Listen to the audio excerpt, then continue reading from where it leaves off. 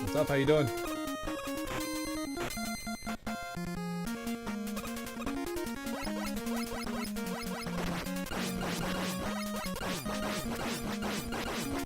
Do me a favor and hit that like button if you would. If you're just stepping in, that would be awesome. What's up, everybody?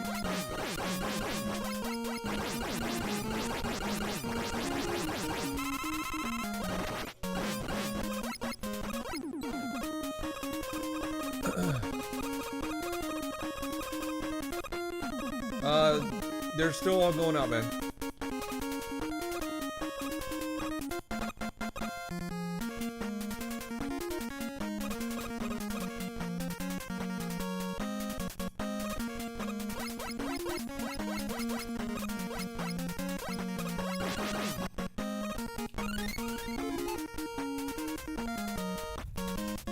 Hey, what's up, Ruben? How you doing? How you doing, man?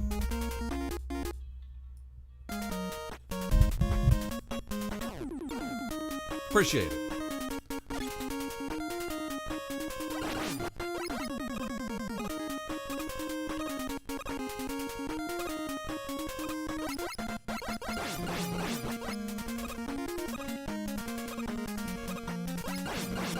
What's up, Hike? We got no food, we got no jobs, our pets' heads are falling off! Oh, Archie, will do. I'll do it after Mega Man. Thank you.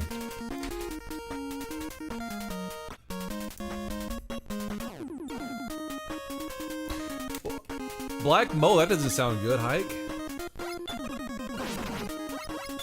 Like, inside you or inside your home?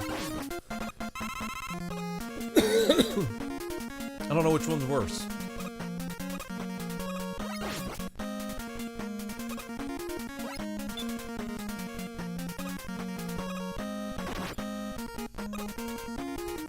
Home. Well, at least you discovered it. Damn.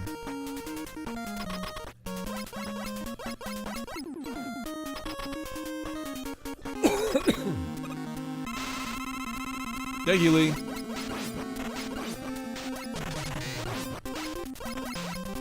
Yeah, you gotta get that. You gotta get your house like fumigated or something after that, right?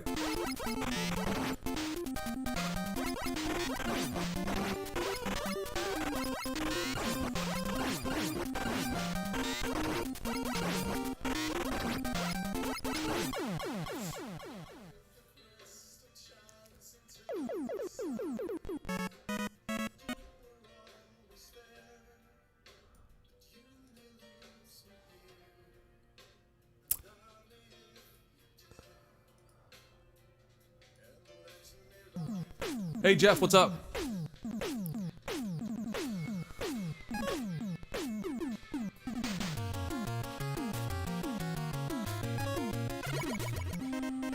Cut it out and bleach the walls. Yeah, that don't sound fun. What's up, Michael?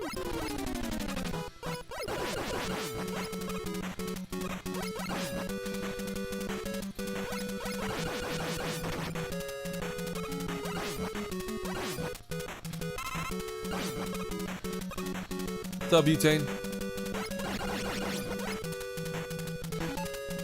What I'm doing?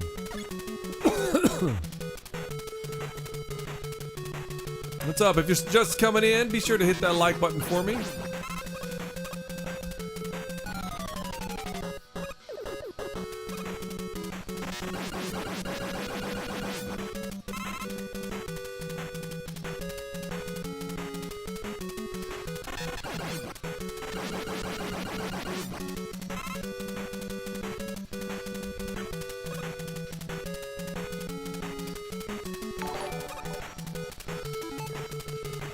You've become a sponsor! Dude, Knucklehead, thank you so much, man. Thank you.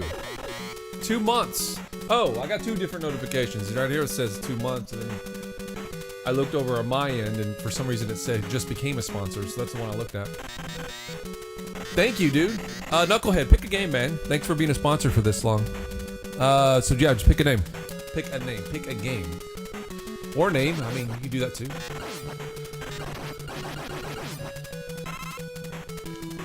What up, E-Man? What's up, Burns? You watching UFC? I thought I read that as you were watching this in a UFC theater.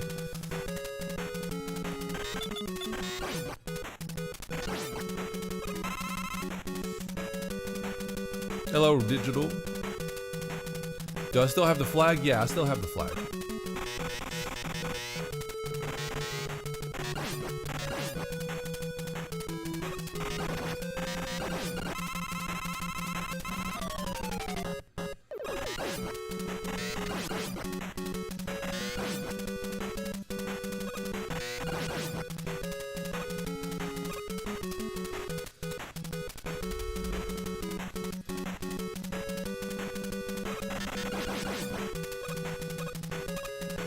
Alan Wake 2. Lost levels. Alright. And pick up where I left off last time.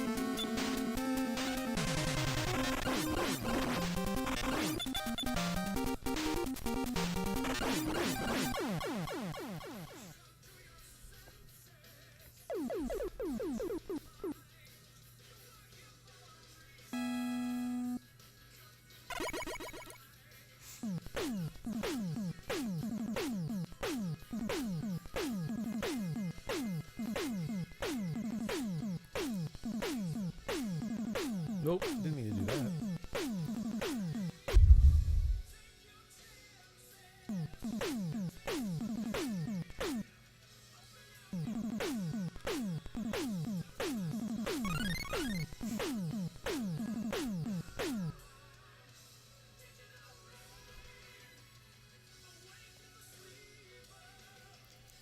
Ah, my computer's been acting just really weird tonight.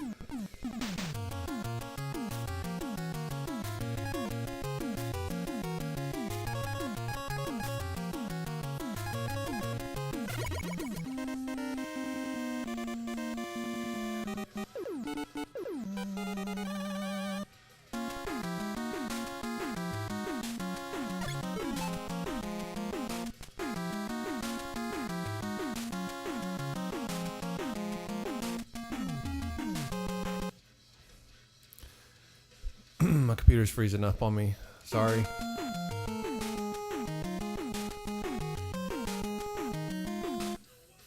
Like everything. It happened. It was happening earlier too for me.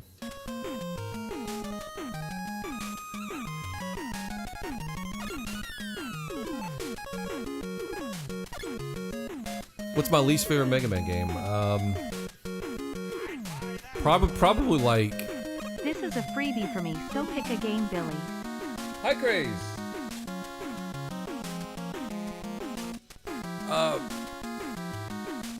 Shit, dude, thank you. I didn't catch that last part.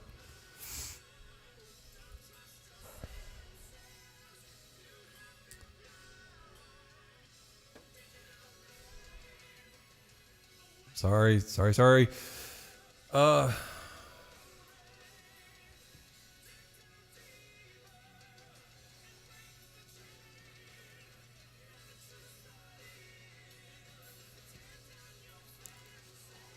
Wow.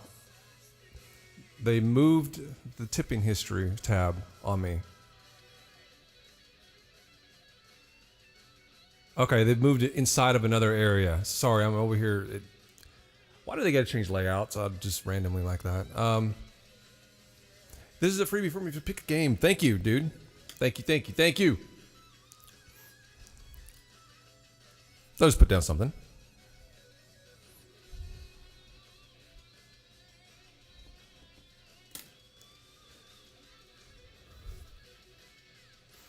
It was a free dono for you. What do you mean free? What's up, Predator Magnus? Oh, Legends. That's what I was probably going to say. It was Legends. I just never could get into those.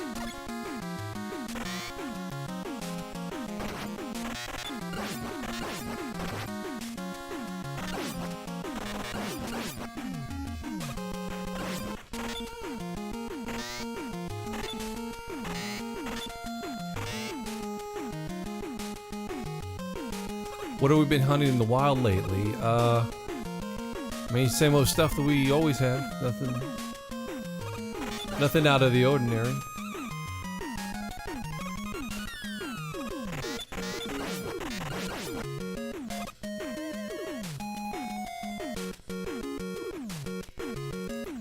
Oh, I didn't know that. I didn't know that.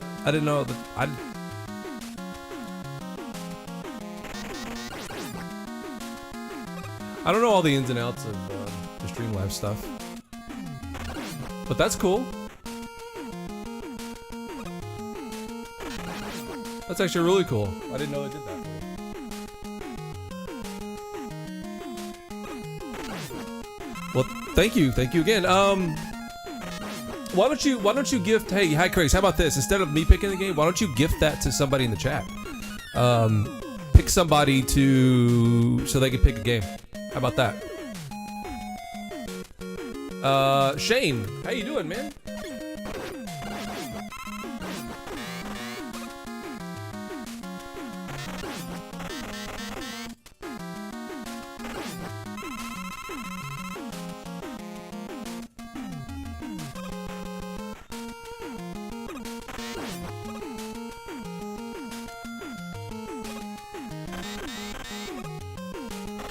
If you guys could hit the like button, that would be super, super, super. Sure, we have some new individuals in here. Believe it or not, that does actually help your favorite channels, especially during our streams, but especially always.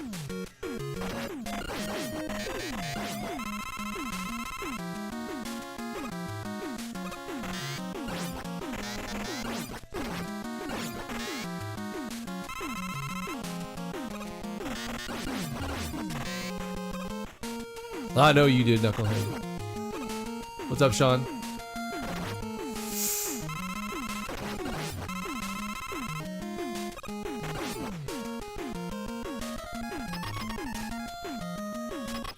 That's okay, Scott. Hey, what is up, Daryl?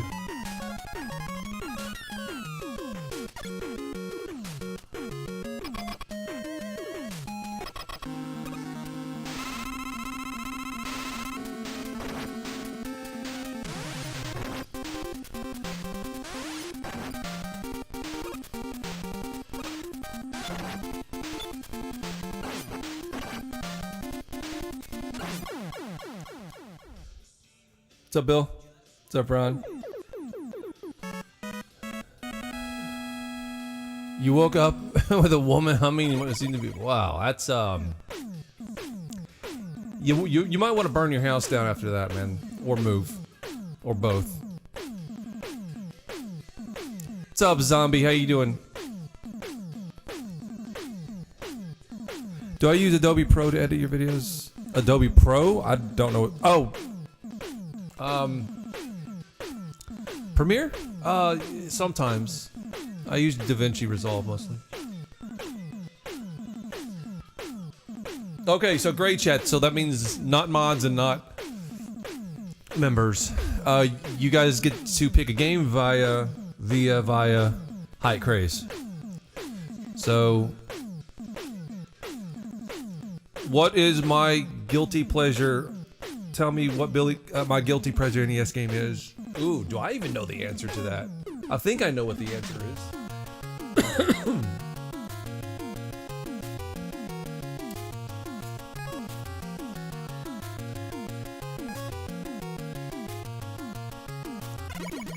Rogue Squadron? Nah, Rogue Squadron's awesome. Bible Adventures. That is a guilty pleasure game. I don't know if I have just one. I can think of a couple off the top of my head. Dr. Mario? Nah, I wouldn't. Nobody's gonna be get embarrassed by getting caught playing Dr. Mario. This is a game that if your friend walked in, you were playing it because you wanted to. You might have some explaining to do.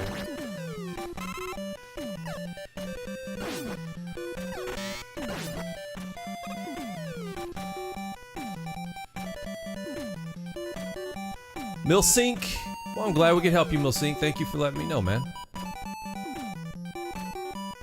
Good job getting through it. You would think Jaws? Jaws is another one. That's two.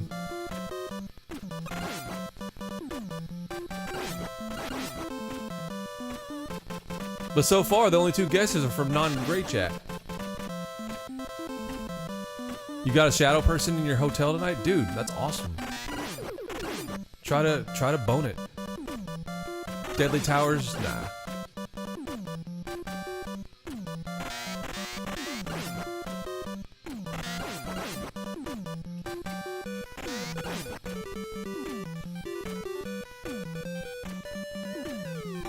Oh. Did you see that? I swear that actually the pixel touched it enough to where it actually made it go upwards. Hello, zombie.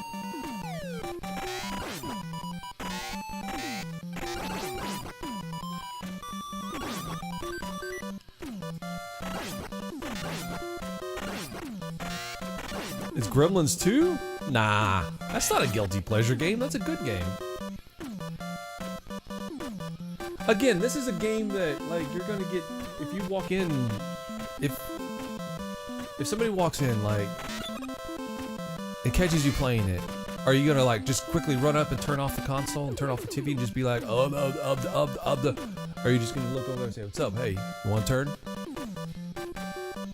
It's the game that makes you go turn it off and make up excuses as to why you're playing it. That's a guilty pleasure. Because you feel guilty. I mean, not really, but, you know. Mary-Kate and Ashley Olsen would be one of those games for sure. But not for me, because I've never played it. So it's definitely not a guilty pleasure for me.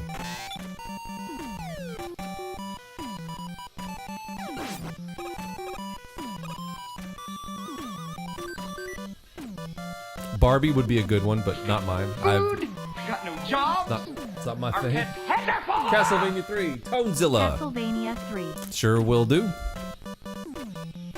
So let's see if I can get past the stairs. Thank you, guy. Little Mermaid. Oh my God, that's definitely one of them. Little Mermaid. Well, Little Mermaid is. I love that game.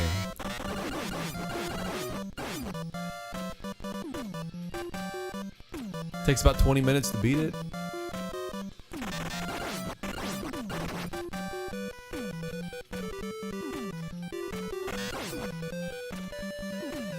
What's up, Tony?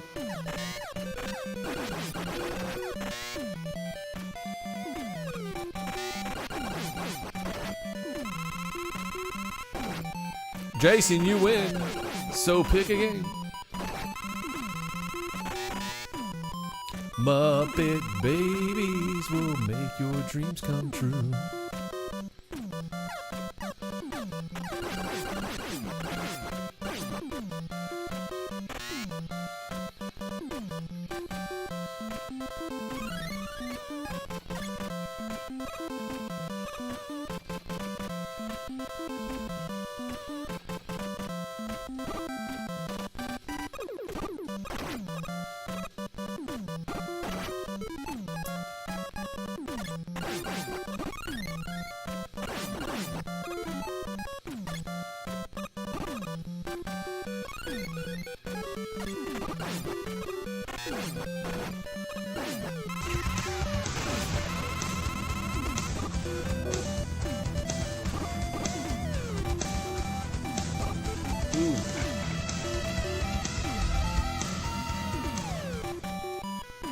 Castlevania Rondo of Blood PC Okay. Engine. Turbo Graphics 16 Candelas.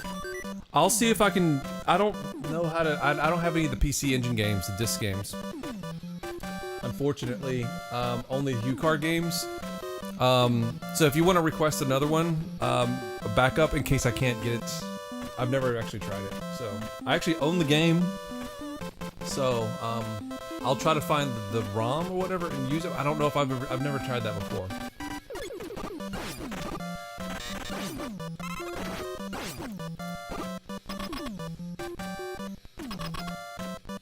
Sonic Spinball? Okay, you got it.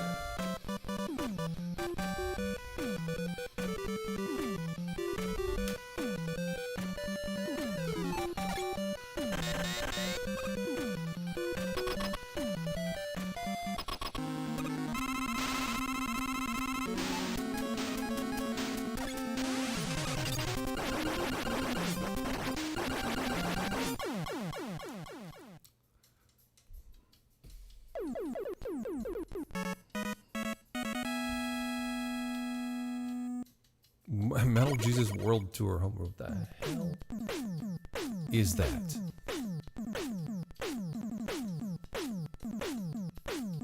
This is Mega Man 2.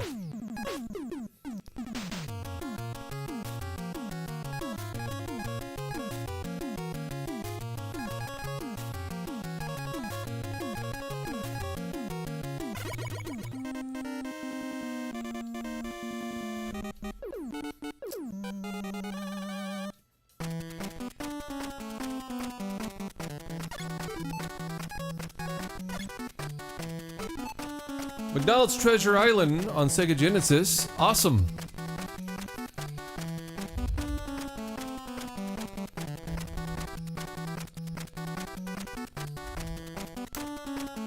Appreciate ya.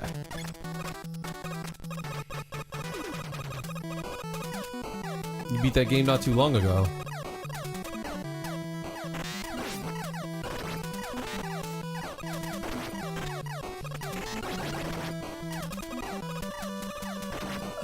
I did see that they were doing the remaster of Felix the Cat. They're getting pretty crazy with all this stuff, huh?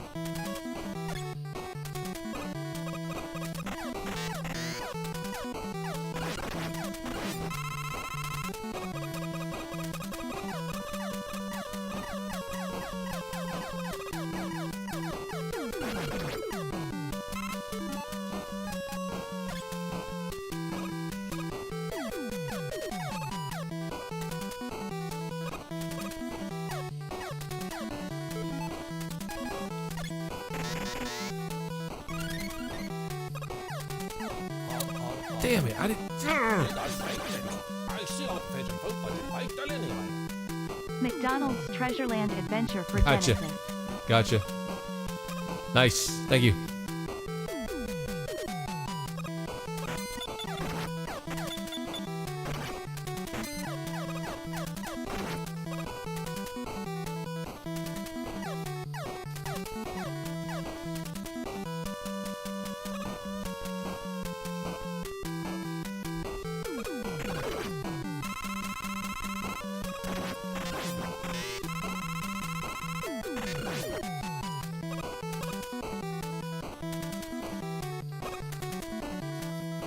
Didn't recognize the last boss, huh?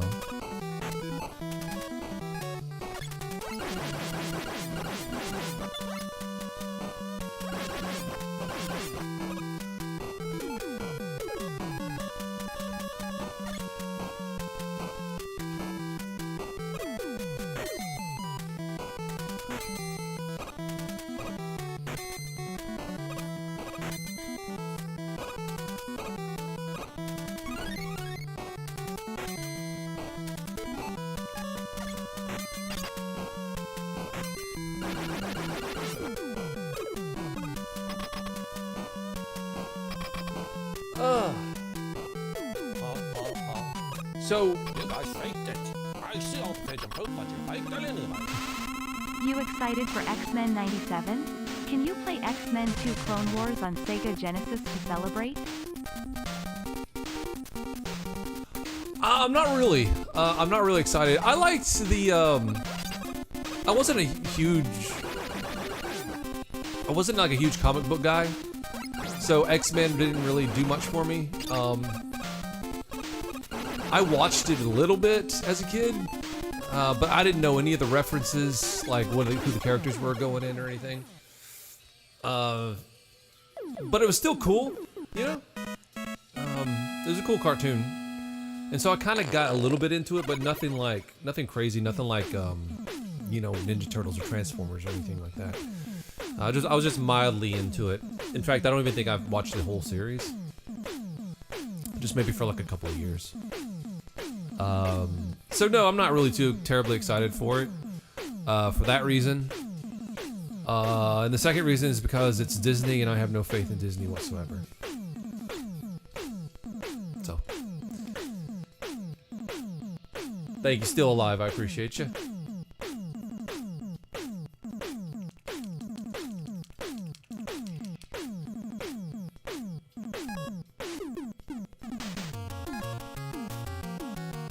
Alright, so I'm not gonna finish this, or at least maybe I'll save state it here and then maybe come back to it later.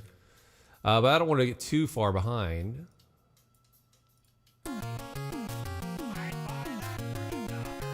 Oh my god. My birthday coming up, so link to the past game request. Oh my god, okay.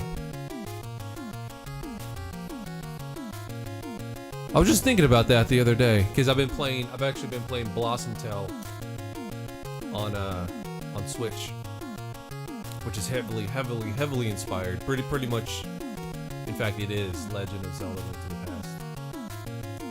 Developers were definitely fans, but I'm not complaining because it's really cool. It's a good one, and so I've actually been playing that a little bit. Hi, Crace. You are so damn supportive, man. Thank you so much. Yes. Thank you.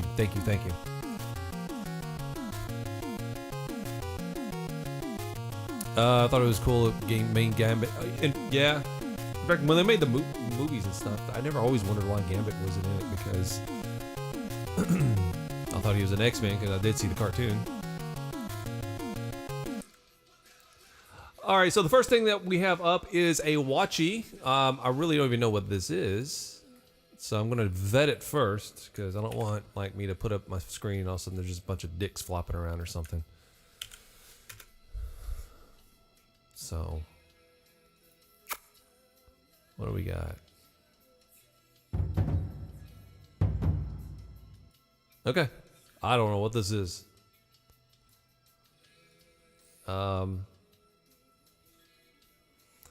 RVD2 versus, or it's Ryan versus Dorkman on Dorkman Scott. So let me bring up the picture for you guys so you can see it. There we go. This is 10 minutes long, and let's see what we got.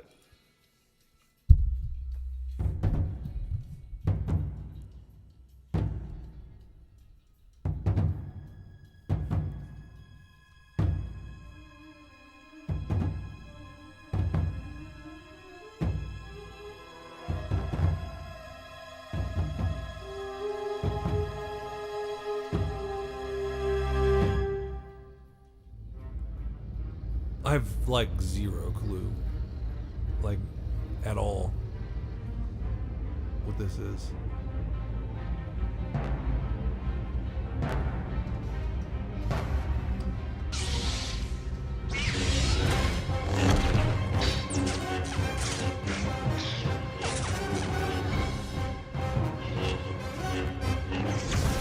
Okay, that's not bad choreography. It's not bad. Just two kids making this?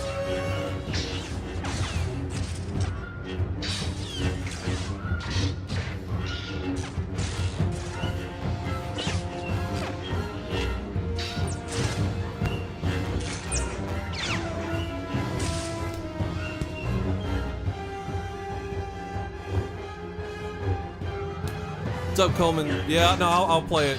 I didn't end the stream. It literally, my computer froze for like the second time, and at that point I was done. Because it would have taken like 15 minutes to get the stream back up, and most people wouldn't come back. So I was over it.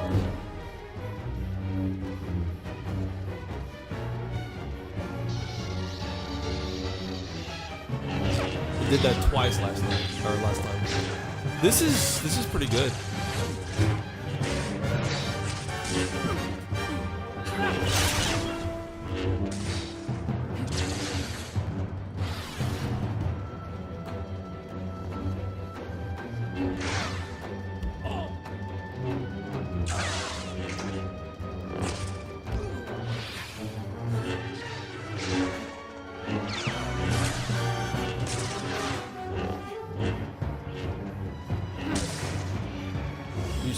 Oh, so basically, what is this? It's a Star Wars fan film from back in the day, I'm assuming.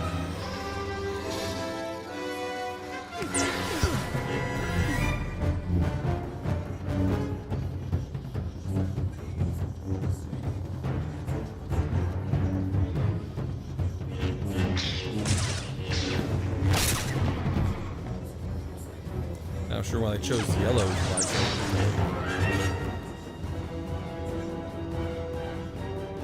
What's up, Ray? Nah, I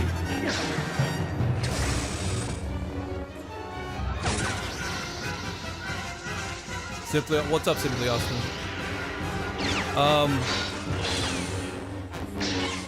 Yeah, no, you're right, Ray.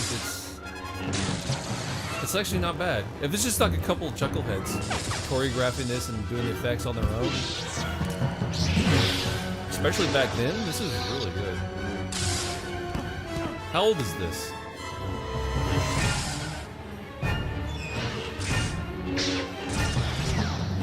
Yeah, those burn effects are on the walls are. It's damn good, actually.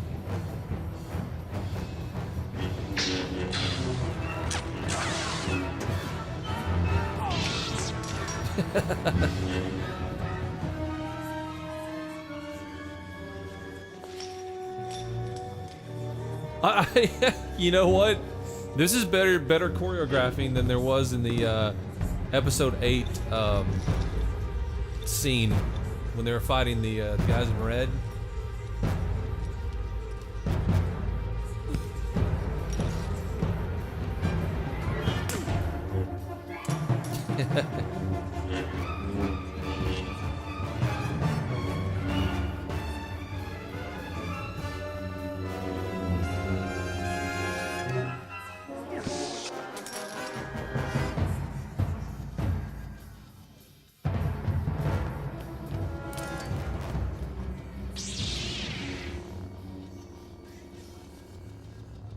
I mean, it's got great direction for what it is, you know, as We the got no jobs.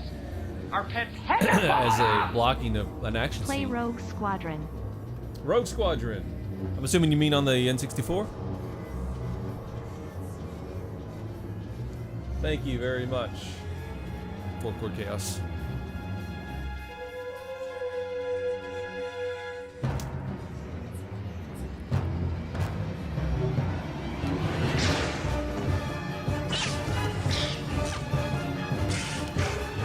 It is.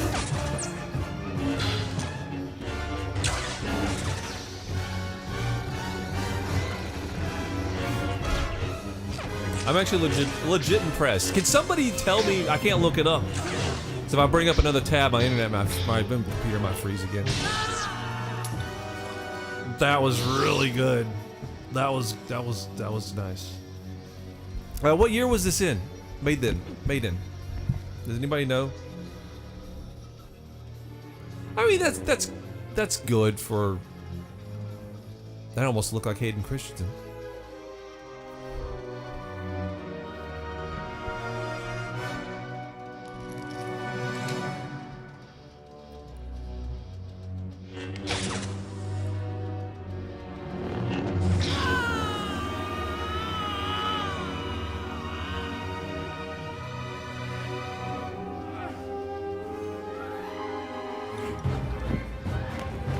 2005 or 7?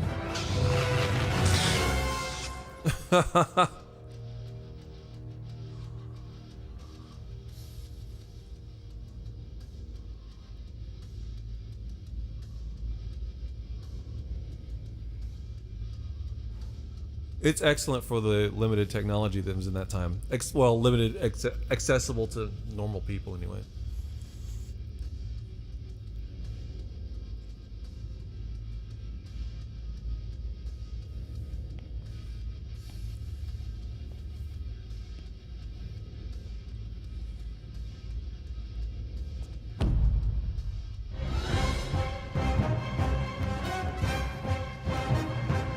Michael Scott and Rand, wow. Did they go on to do other things? Because that was really well done.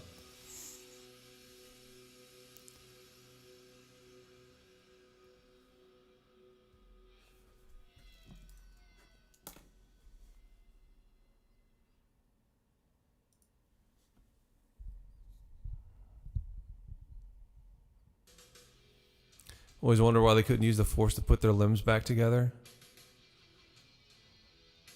Always a valid question.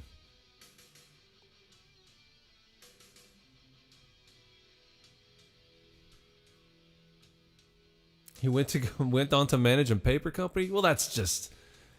oh crap, I hate that it's showing my desktop folders.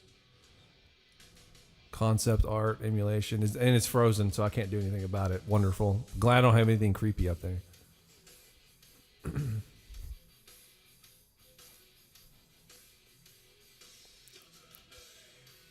Okay, there we go.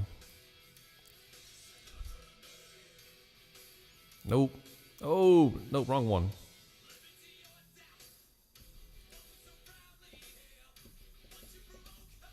Why did Palpatine have a desk? I mean, come on. You really think he was the Emperor and had no paperwork? I'm sure there's a lot of paperwork involved in being the Emperor. Like, I bet it's a pain in the ass.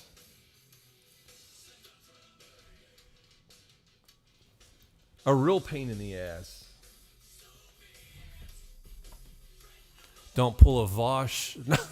No, if I had a folder, it definitely wouldn't be that.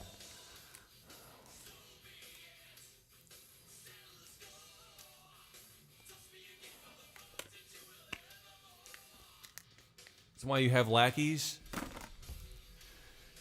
Hey, look, Palpatine is a micromanager. He's a hands-on kind of emperor, right? He wants to do things on his own. He can't trust anybody with that important stuff. Can't do something right, you got to do it yourself. It's the day of the emperor, or it's just the way the emperor is.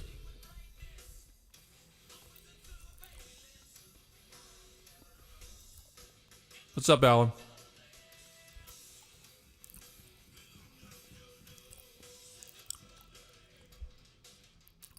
What would really be awesome is if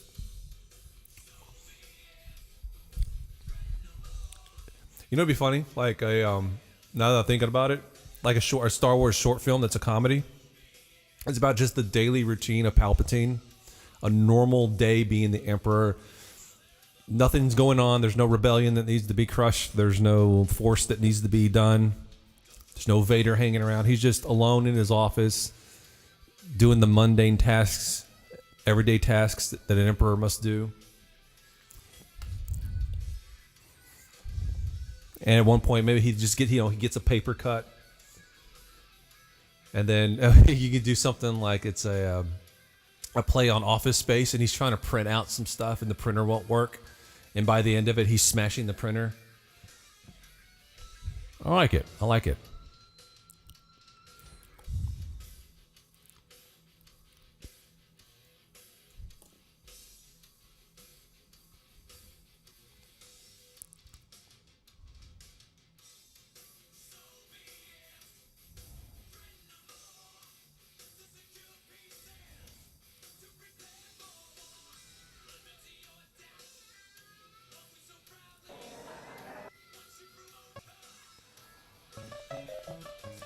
All right, I think this is gonna have the same file, maybe.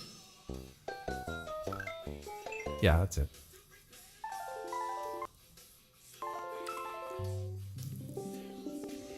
Do it. Do it.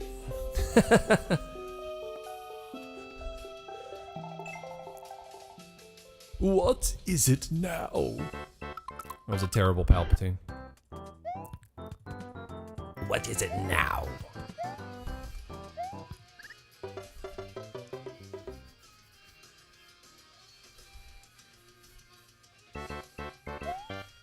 Oh, I'm afraid that the TPS reports will not be on time.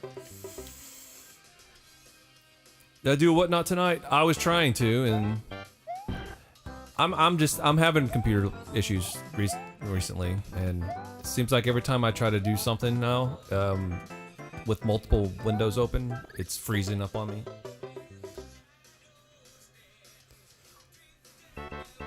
But I mean, this thing I built it like 6 or 7 years ago, so I guess it's probably around that time.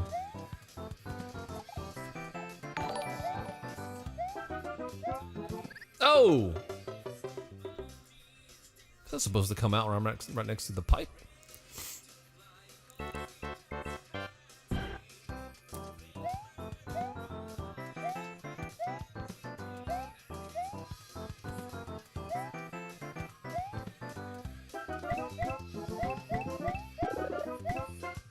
Yes.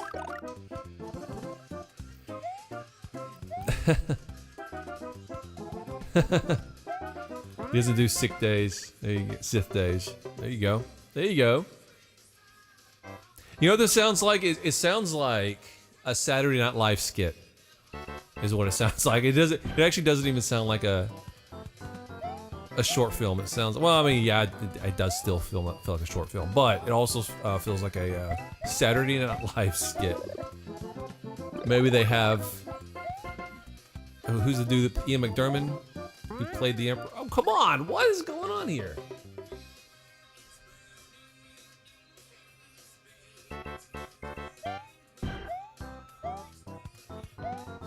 Oh, shit.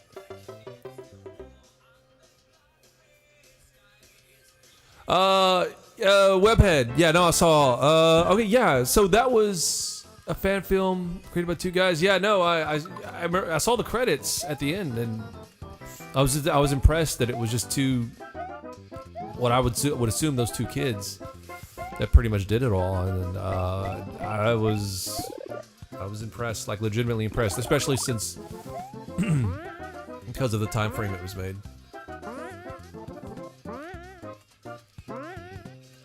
How in the balls am I supposed to get past this?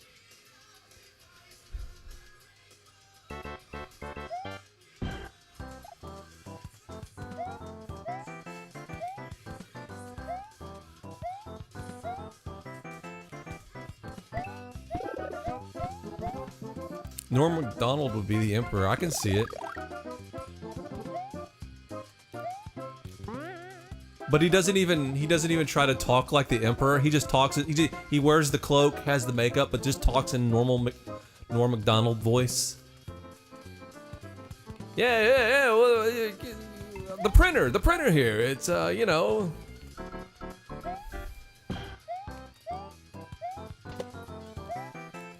Yeah. How about them rebels? It's hard to do a Norm Macdonald impersonation. Jim, oh, you stupid.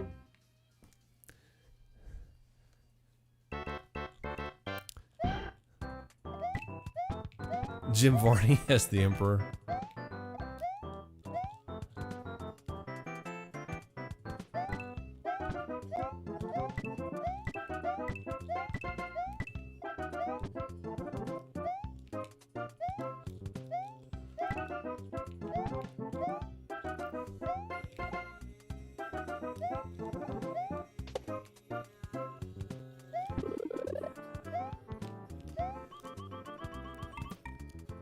Peter, be sure to smash that like button. Thank you.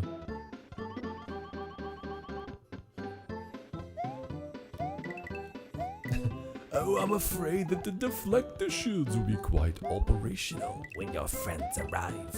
I don't know why I was sounding like a British butler.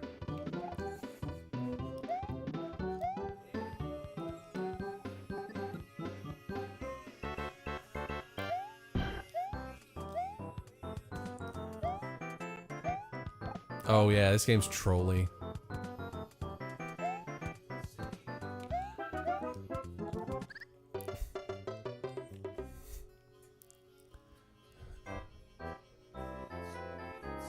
Pee-wee is the I could definitely see that.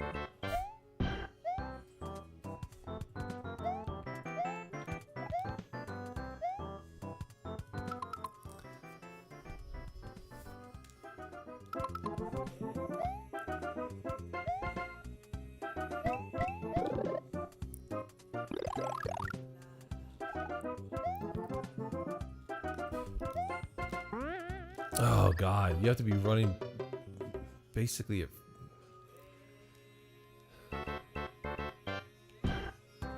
full speed.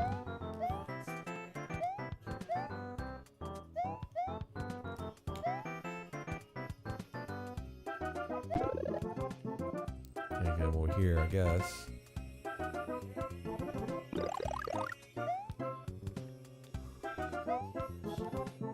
No, the well, see, I already screwed it up. I'm not gonna be able to get it. Oh, okay. I thought you had to do a running start. I guess you have to hit that very far edge. It's like where you land on it, I guess is where it matters. Nah, not Rick Moran. It's gotta be somebody like I don't know, like The Rock. The Rock would make a good emperor.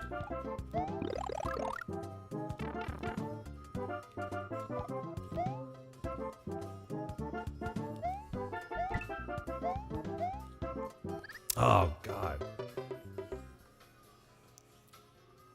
Mrs. Doubtfire as the Emperor.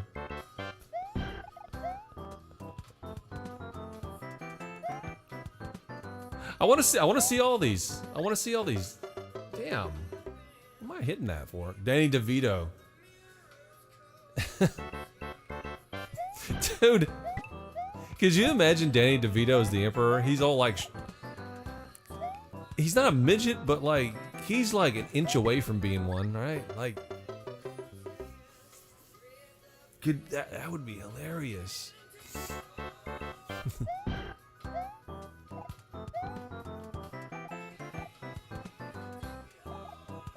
Kurt Russell auditioned to be Han Solo.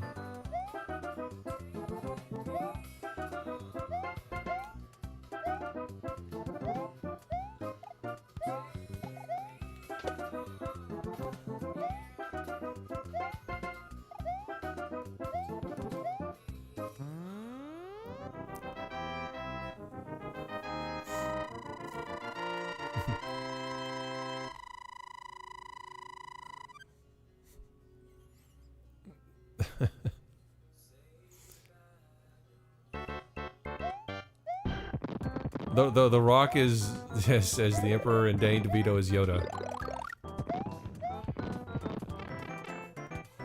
Look, you just gotta use the Force.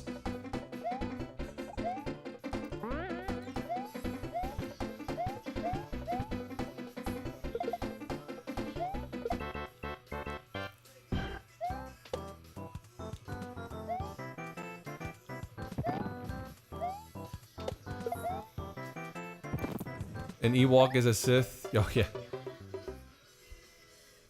Nobody would ever take that seriously. Okay. Well, I got one level ahead. Oh, do I get to continue on 4-2? Well, I do. Hey, at least I advanced.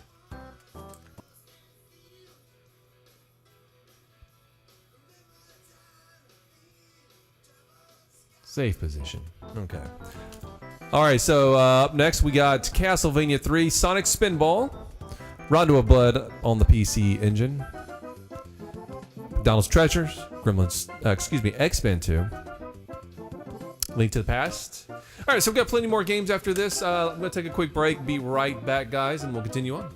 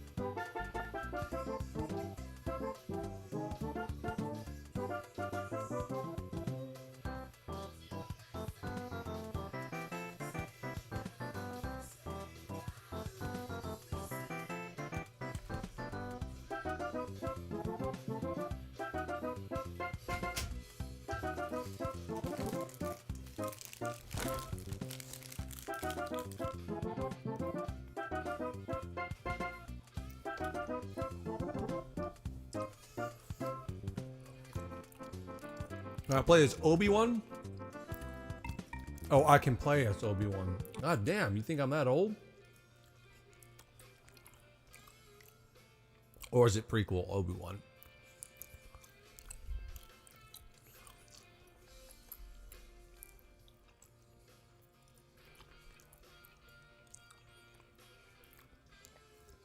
Oh, hike, dude. Ha ha ha. You guys faked it. I see all the pigeon poop, but you faked it anyway. Crashing while streaming is actually common when you are low on disk space, and as a rule we normally try to keep 50 GB free at minimum to allow for file manipulation and 32 to 64 GB virtual memory as a stable baseline. SSDs are a must.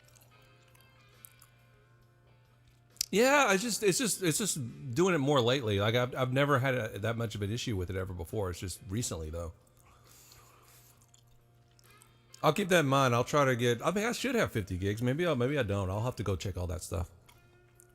But thank you once again, High Craze. You are the man, dude, man.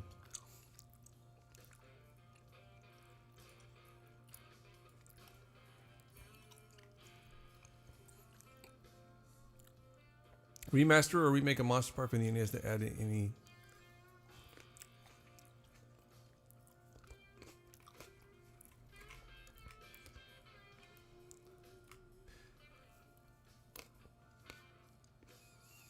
All right, Castlevania 3 is up.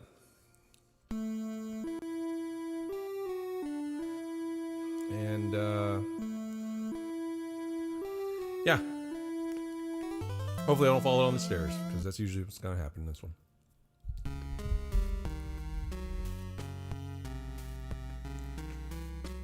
I did watch Ahsoka.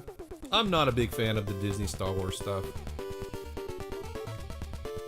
But Obi-Wan had so much promise, and then they just dropped the ball. I did watch Ahsoka. It was okay. But there's just... I don't know. Just Star Wars has kind of lost its magic for me after Disney's stuff. What's up, sniping?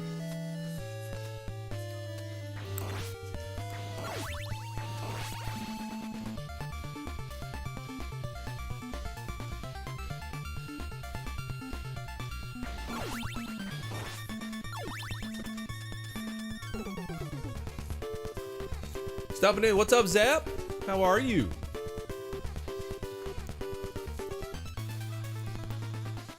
I'm not playing 8 Eyes.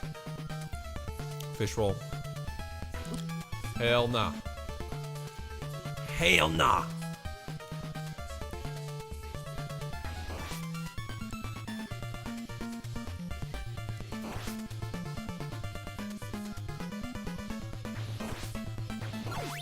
I watched The Mandalorian. It had its moments. Anyway, here's the thing. Each show has its moments, but none of the shows are just amazing all the way through. And you think that Disney could get the best writers, the best budget to put towards these things, and yet there's so much. There's something wrong with all of them. I hear Andor is the best one, and a lot of people like it all the way through. I just couldn't get into it. But Ahsoka is, like I said, it was okay. All of them are just.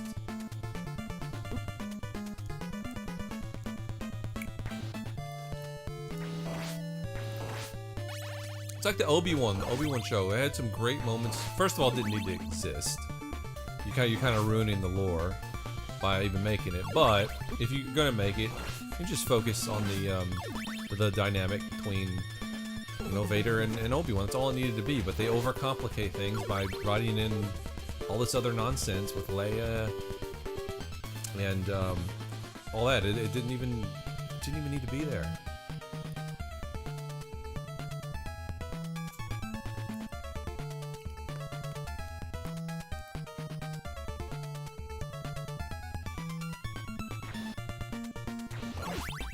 But yeah, I like some of the Mandalorian. It's good, but it does have a lot of misses in it too.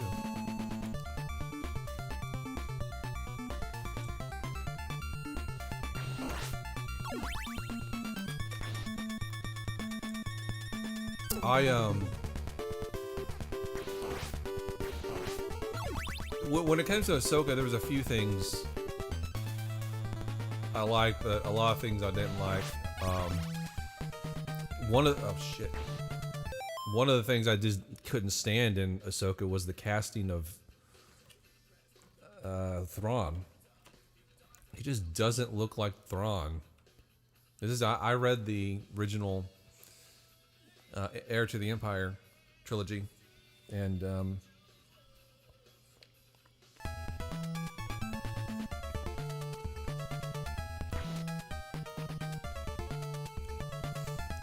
every depiction I've ever seen drawing-wise of Thrawn looked just cooler than the casting. He just looks weird.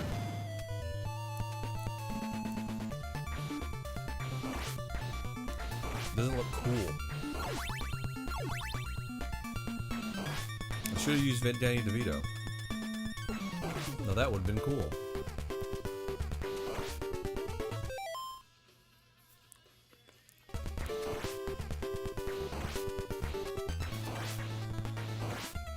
You're currently expecting a baby. Well, congratulations.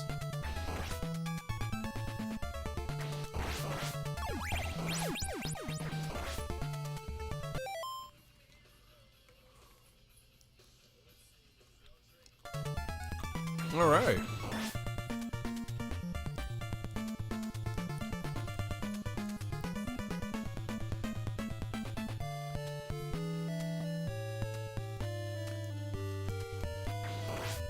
Is Rey a Skywalker or a Palpatine? Well, considering... Well, first of all, she should not be a Palpatine. That is... How do they fuck it up so bad?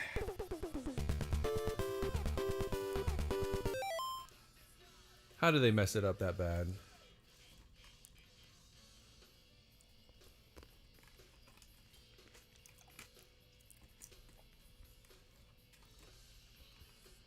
I still say, like, they were setting her up to be a Skywalker from the beginning.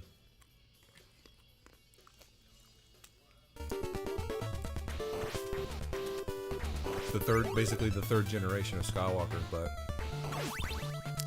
Rian Johnson went in and changed it.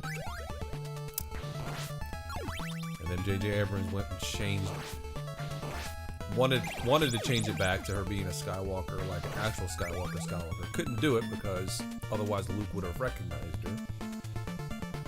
So he made her a Palpatine, but it ends up he did actually recognize her the whole time.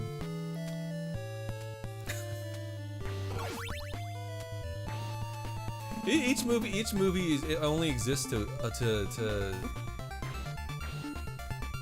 undo the things of the movie before it.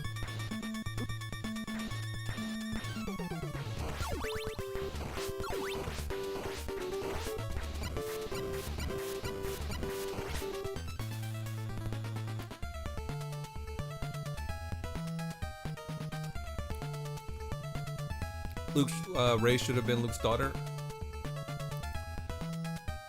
Yep.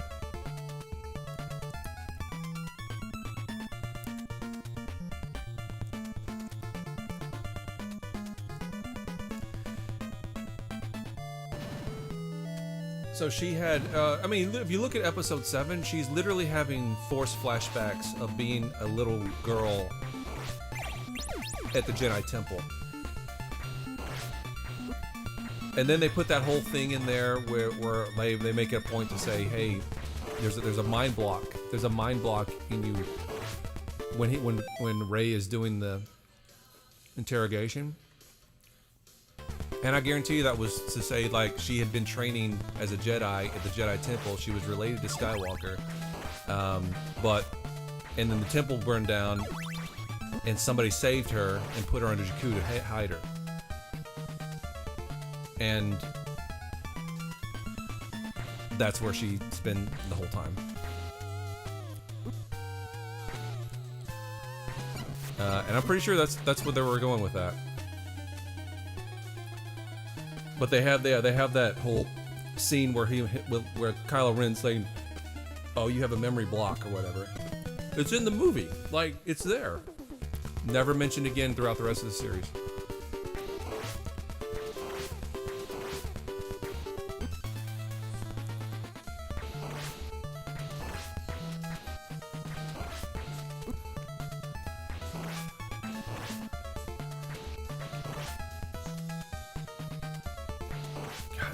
This movie sucked, man.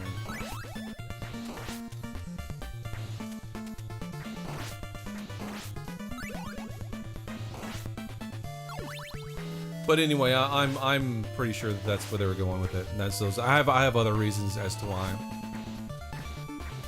At the end of Episode 7, her and Leia embrace as if they know each other. Chewie, and supposedly at that point they hadn't met.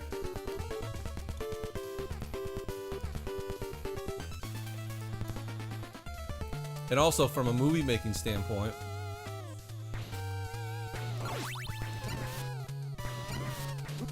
there's a reason why that scene doesn't have dialogue. So whenever Leia or Rey comes off the Falcon and they embrace after Han died, even though Leia supposedly has never met, or Rey has never met Leia, and they embrace, but there's no dialogue. And from a movie making standpoint, the reason there's no dialogue is so you don't have to give away the relationship. Because if there's dialogue and you hear them talk, then they're going to, their dialogue, whatever they would naturally say in that situation, would give away their relationship. And so since they were saving it for the next movie, they just decided to shoot that as a clue, a cue. I mean, you have to show something, not have any dialogue, so you don't have to explain it, and it's there to be revealed in the second movie. And they didn't follow through with it. They didn't follow through with it. But that is why that scene is there.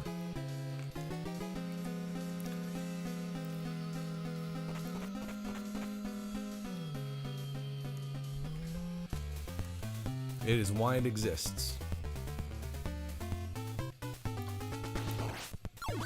In the manner that it does.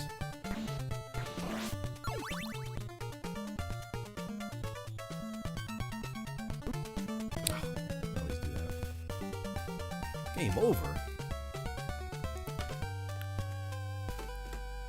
It's inexcusable for them to just treat it so haphazardly, make it up as they go along. And not have a thorough plan and follow it through from beginning to end. You can make minor changes, but to vastly rewrite the plot after, each movie, it's insane to me. I cannot get my head around that.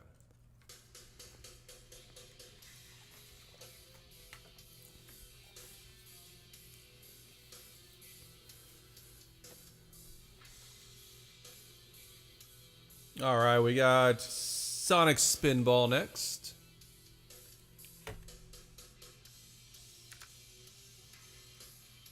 Look, he's had all his scripts figured out before. I mean, you're always, like I said, you're always going to change something. Nothing always stays exactly how it's going to be on paper. I mean, it's just going to change. But when you have a plan. You can make. Hey, look. You can make changes. I'll put it this way. You can make changes throughout the movies. If you want to go kind of in another direction in the second one that you never really wanted to do in the first place, maybe you just change your mind. Just kind of want to go in a different direction, do something. You think it'll be better. that'll work, and that can work, and that worked in the original trilogy just fine. The problem is when you set things up in one movie and don't follow through with it in the second movie, and then set things up in the second movie and don't follow through with it in the third movie.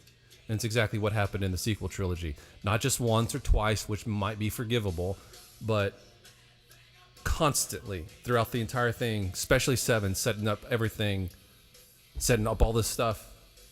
And then the rest of the trilogy, it's never mentioned again, it's never brought up again, it's never explained again. Perhaps a story for a different time. Yeah, thanks Mazda, or whatever your name was. You know, we never got that story, did we? That's when it's a problem. And Disney can go F itself for being just such hacks when it comes to that. Because they absolutely ruined a trilogy that could have been amazing. We could have gotten an amazing sequel trilogy with at least one scene with the original characters, Leia, Luke, and Han Lando, and we were robbed of that, and we'll never get that now because of how they just treated this franchise.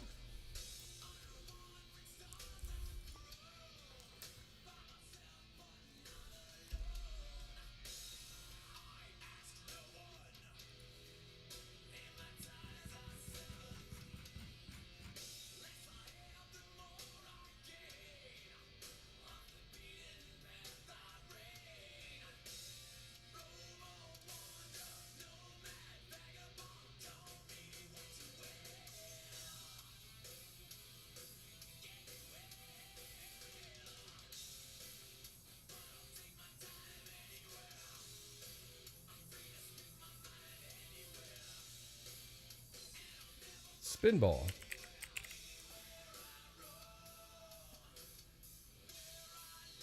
Wow, I don't have it. I got the wrong folder up. Damn it.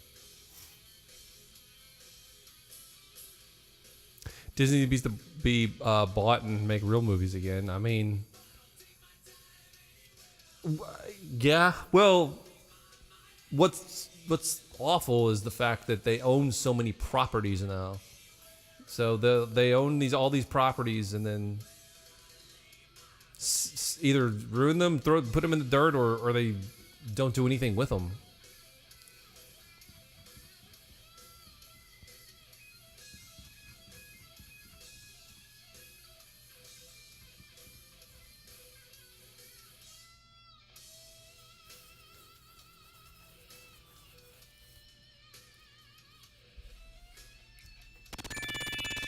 When Rose is worse than Jar Jar. Oh my god, that movie.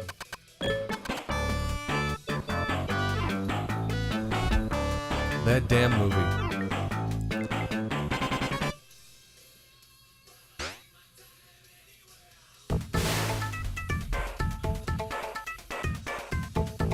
That part where their friends are dying and they're so worried about this little animal on Coupe de Bly or whatever that stupid planet was. The resistance for the entire galaxy is being wiped out, and you're their only hope, really, in your brain right now. You're the only hope to save the entire, not even only your friends, but the entire galaxy. And you're worried about setting this animal free, and now it's worth it. My God.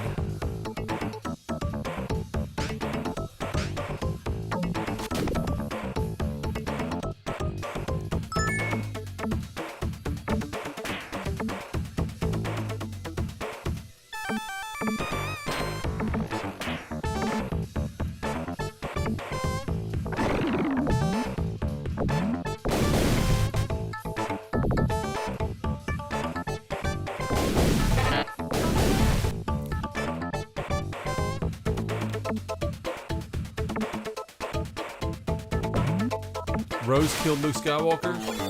She very well may have. I mean, if Finn blows up that weapon, Luke didn't have to die for being tired. What a waste of Benicio del Toro and Plasma. I just don't. That character was so stupid. That whole thing was so stupid. There's so many things about that movie that don't make any sense plot-wise. I've seen some breakdowns of it, things that I didn't even notice because I guess your brain can only take so much before it just starts tuning all the other bullshit out. But if you watch some breakdowns of some of the logic that's trying to be explained in that movie, especially like when it comes to them on the ship and then get betrayed by Benicio del Toro, it's bad.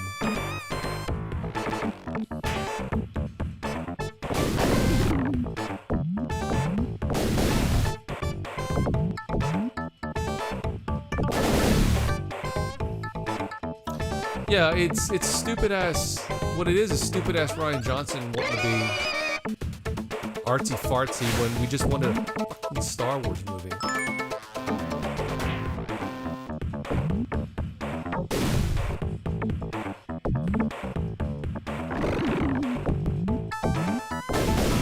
And I still, and there's another huge contradiction from 1 to or from 7 to 8.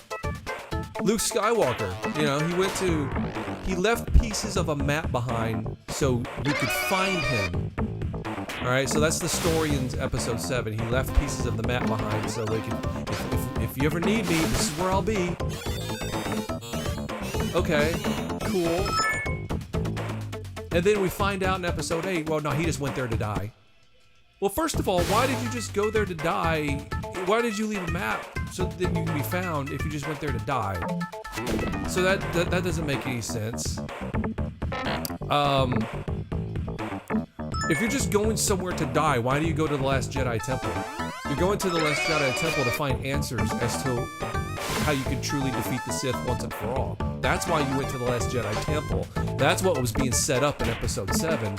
But no, he just went there to die. He went to that planet to die when he could have just went to I don't know, a lava planet and just died literally anywhere.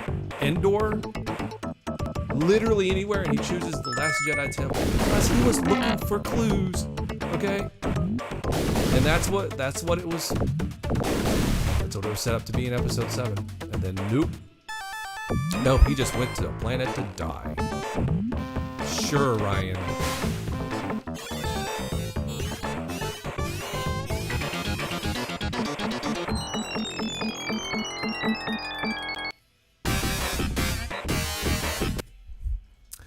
I've never been good at this one.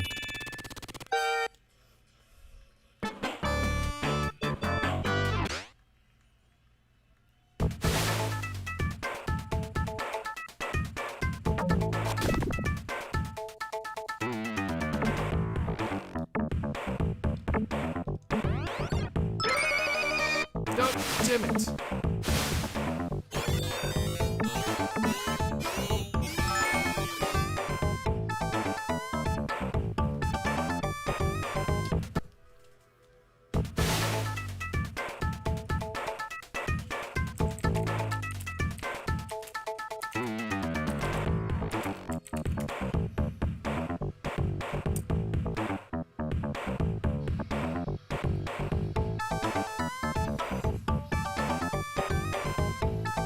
So I'm just trying to find the next game. See if I can get the ROM port or the ISO or whatever.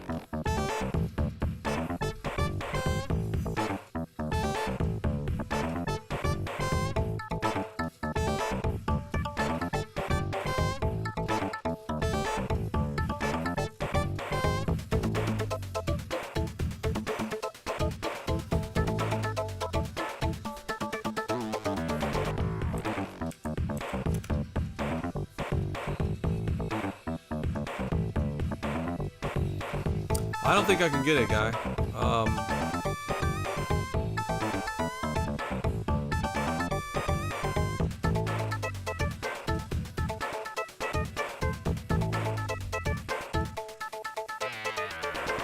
All I can find are patches.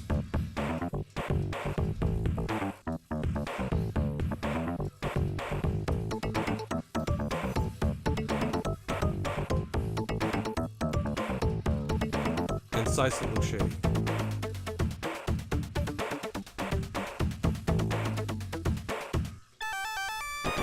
Yeah, I'm sorry, man.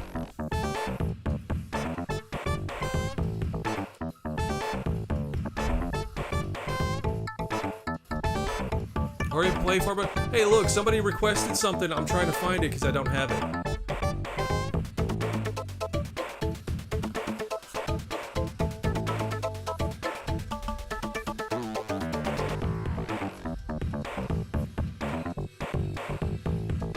All right, let's move on to McDonald's treasure hunt.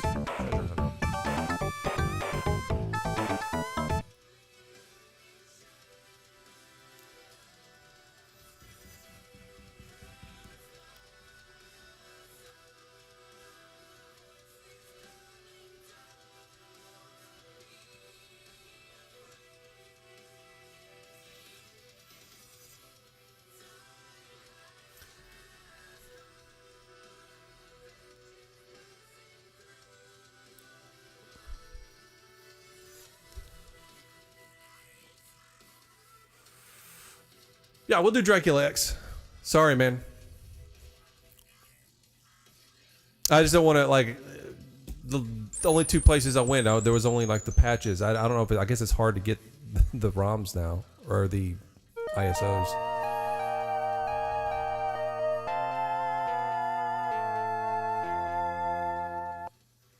I'll hit that here. I'll switch that over here because the next two are actually Genesis. Then I'll switch over to the Super Nintendo again, and I will do that. I will do Castlevania 5 essentially.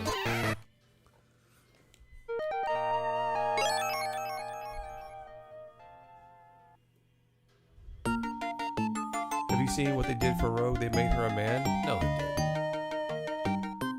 Did they really? If it's a continuation of the series, why would... I mean, of course, I mean, the characters all have to be exactly the same, right? Otherwise, that wouldn't make any sense. Right?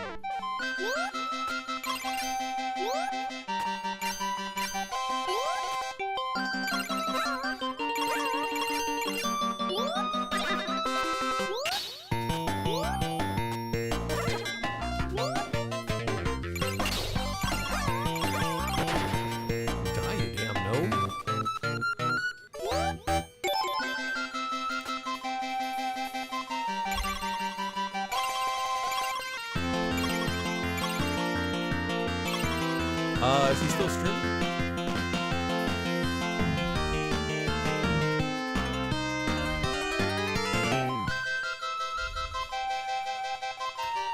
You do it. I don't want to mess with my browser. When I was doing that last time, I was just doing it a while ago, and I thought it was freeze for a second there. But you're a mod, so you can post links.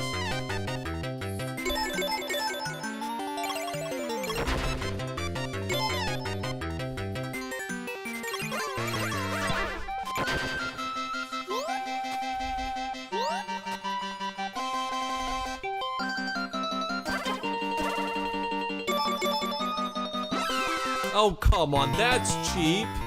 Are you kidding me with that?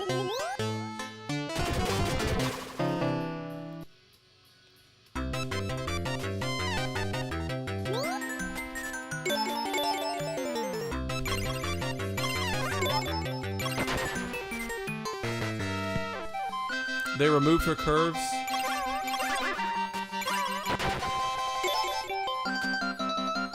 I just don't understand this world. It's offensive to show curves on a female body. Somehow that's sexist, but those same people that'll scream that sexist would have no problem whatsoever with a bunch of guys throwing money at an OnlyFans chick because she's flaunting her curves. It's like they want to, you want men to be turned on enough to throw and waste money at online thoughts, but you're not okay with a cartoon that has curves.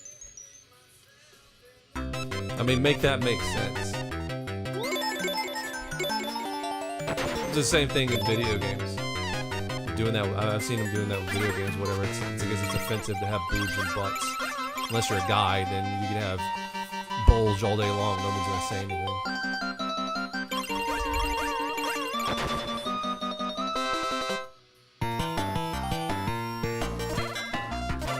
Yeah, it's what I'm playing right now. It's just Clown World.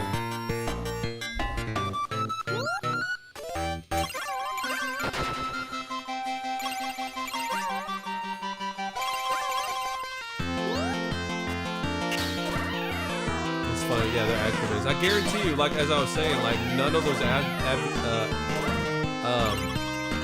activists would condemn some girl showing her curves on OnlyFans. There's no way they would be activists against that. So again, it's a big double standard.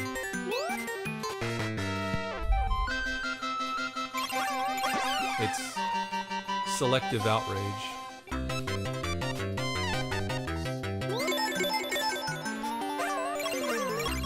What outrage can I have that'll suit my agenda?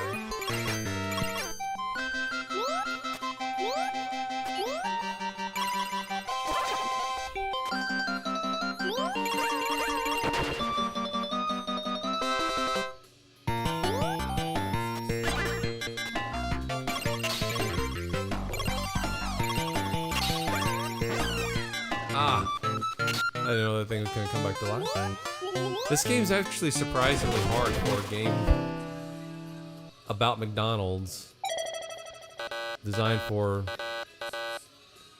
probably 7-year-olds.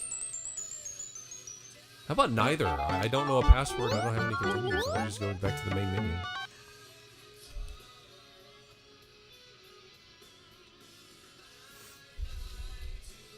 This business has no bait game.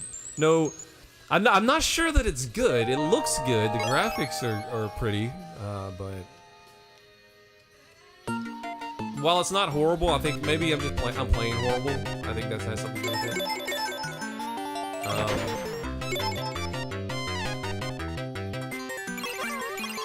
I wish it didn't take so many damn hits to kill an enemy. That would be cool. I think that's probably my main gripe is it just takes too long to kill an enemy. Because maybe I'm sparkling him to death.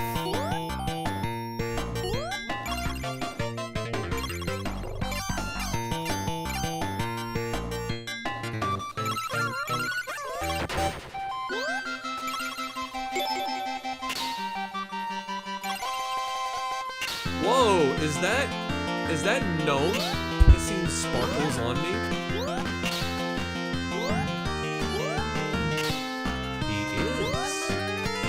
That's nasty, man. I'm out of here.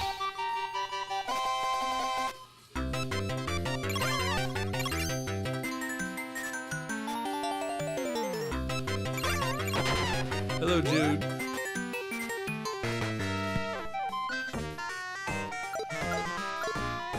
God, he looks creepy, man.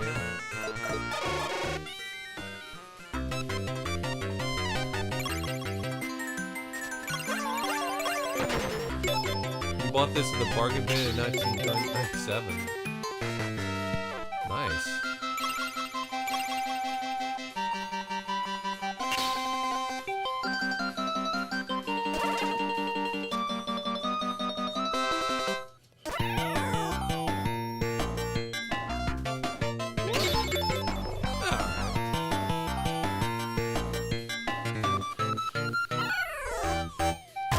I farted at McDonald's, yeah.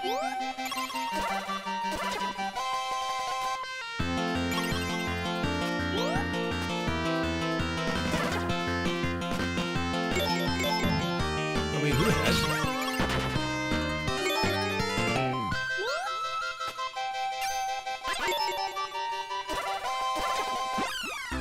Whoa! Why did that? I had 2 hits left. Why did it take both? That seems unfair.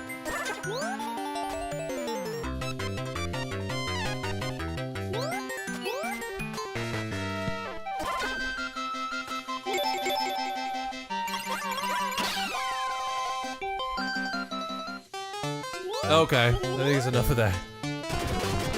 Alright, we got X-Men 2.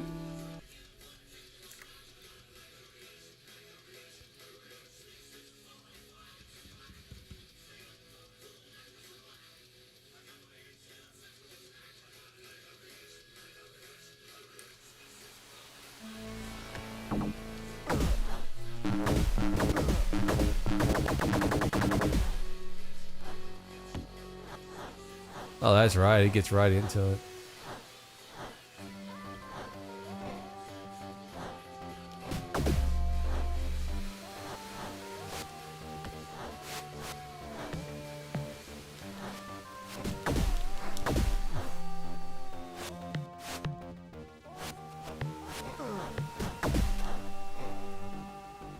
Better than the first X-Men?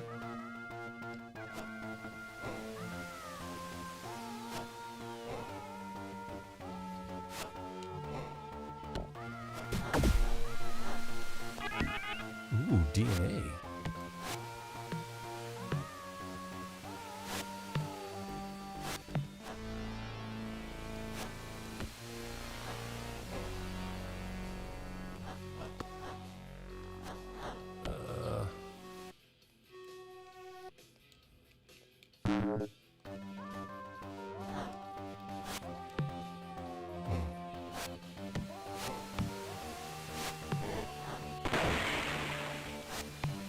Pretty good sprites. Yeah, it's always been a good one. Good looking game.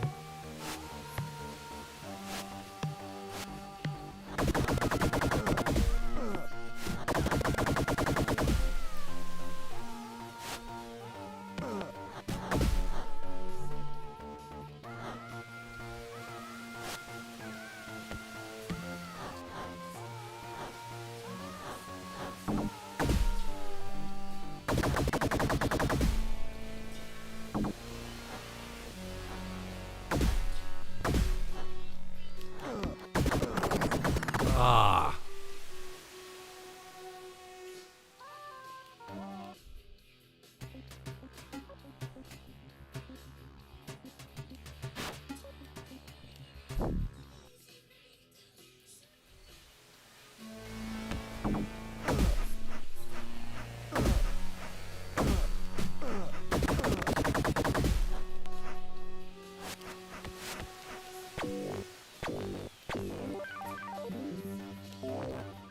Nice. Damn. This first stage is no joke. You have to reset to continue. Yeah, I think it's at the end or something. What the?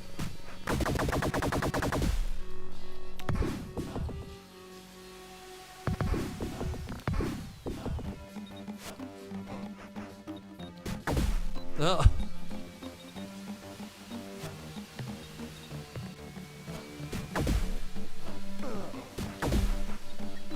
I like this. I like this dude.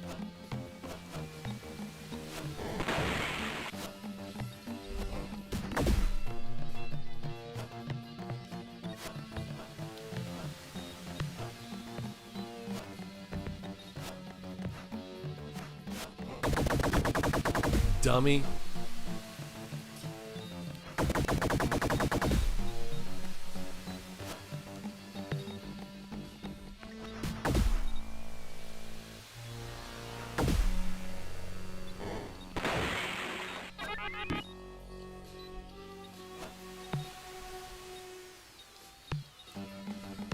Nightcrawler.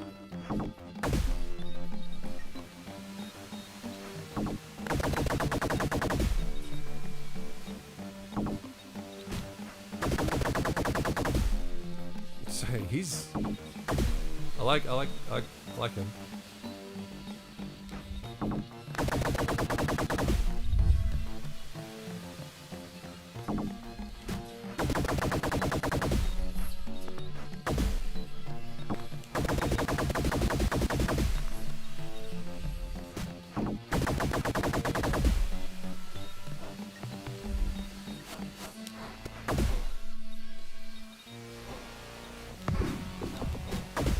Ha! That's cool.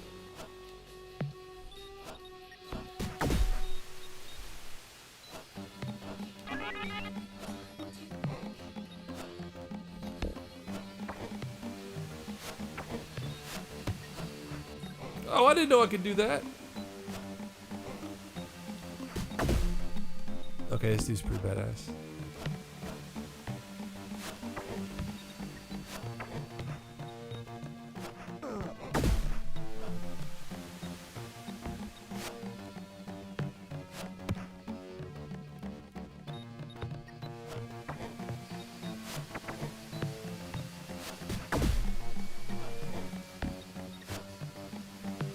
Oh, thought I was gonna find something useful up there.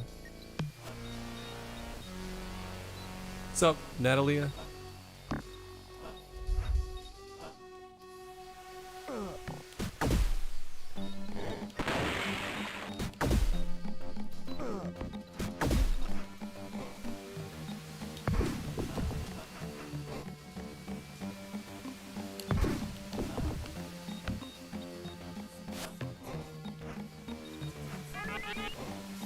That's cool. Madam Web, yeah. Yeah, I don't really have any interest in that one. But I don't really watch a whole lot of... Well, actually, I don't watch any comic book movies anymore.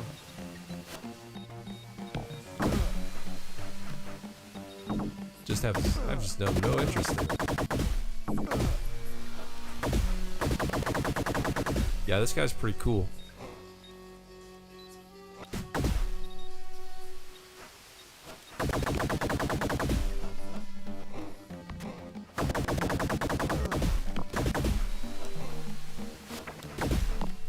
They even have a kick.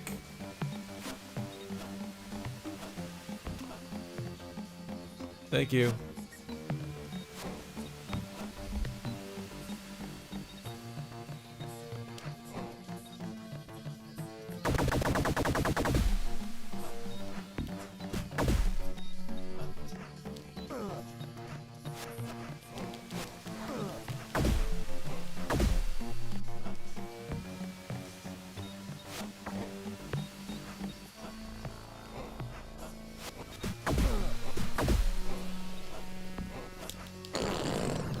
Ah, man. Did he fart when he just died? Oh, that was a subscriber. Hello, Retro Robbie.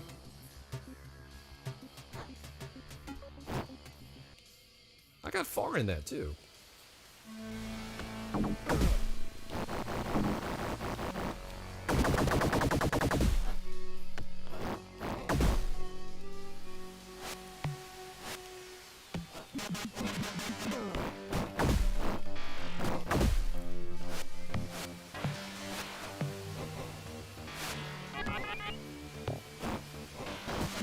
Oh, I'm at the beginning again.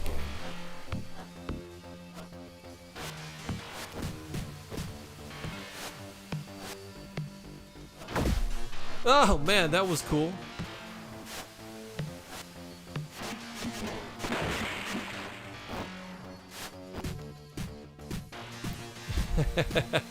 That's actually awesome.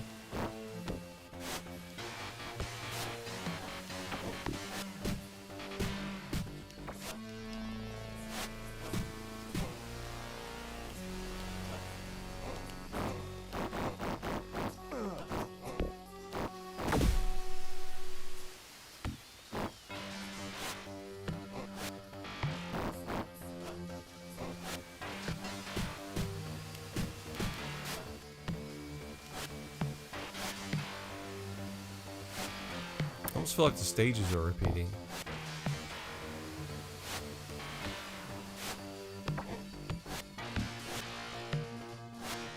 Hey, Bubs. How you doing, man? All right. I don't want to get too far behind here. And I owe some Rondo of Blood on the Super Nintendo. So we're just gonna move on to that.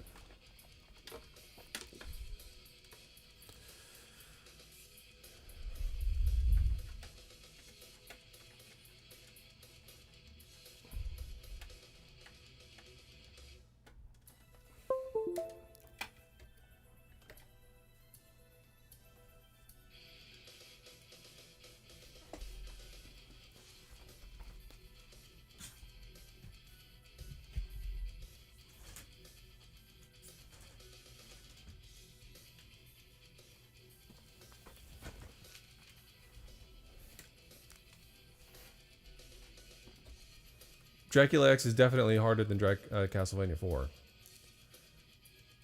And I just don't understand why there's no whipping in different directions. It just makes no sense why they don't have it in this one. And I realize this is from the one off of the TurboGrafx, but why didn't they do it in the TurboGrafx one?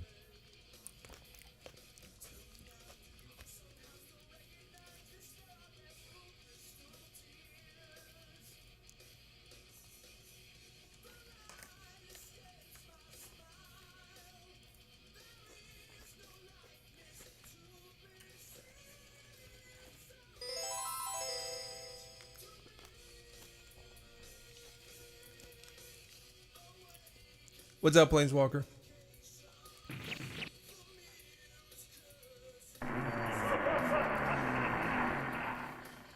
That's spooky.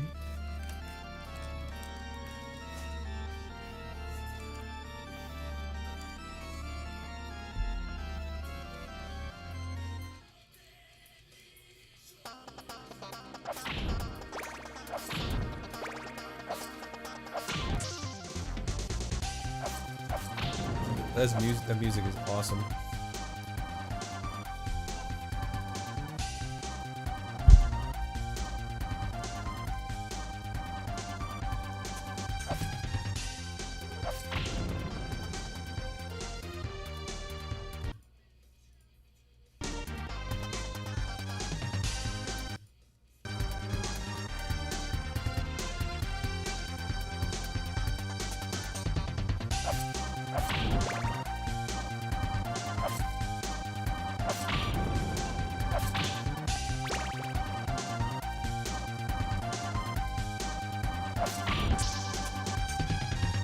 Oh, mine's not that great.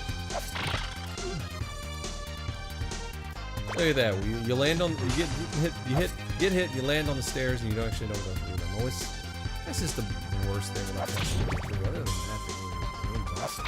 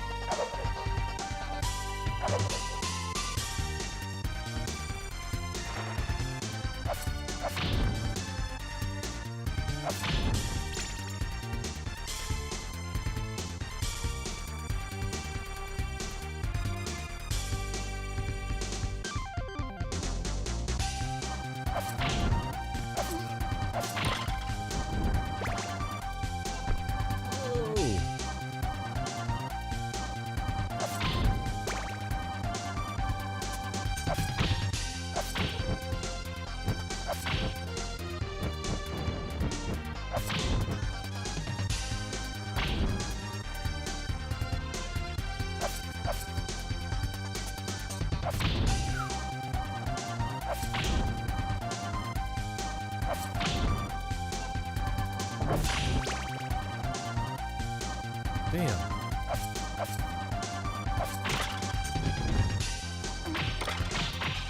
Ah. I actually don't want that.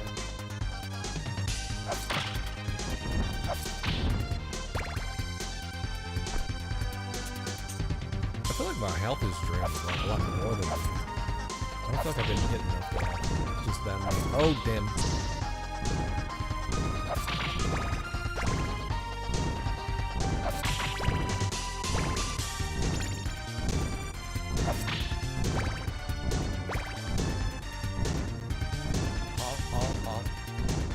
You guys faked it. I see all the pigeon poop, but you faked it anyway. My merger Thanks. contribution for all the entertainment the game chasers have provided me less than 3. Thank you. Less than 3. Thank you, Richard. Much appreciated. And thank you for continuing to watch, man.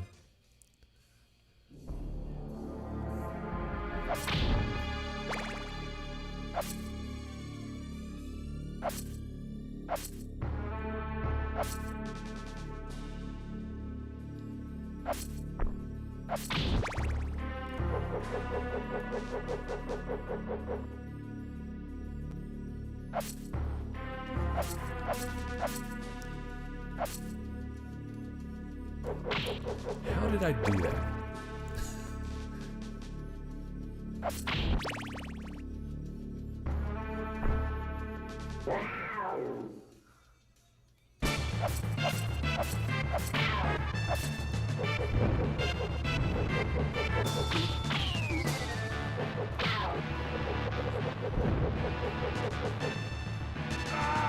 God.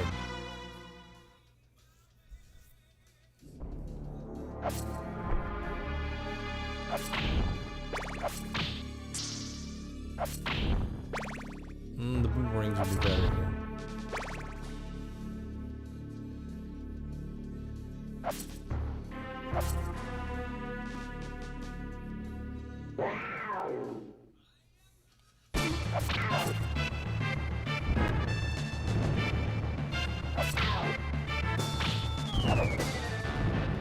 No, don't jump backwards.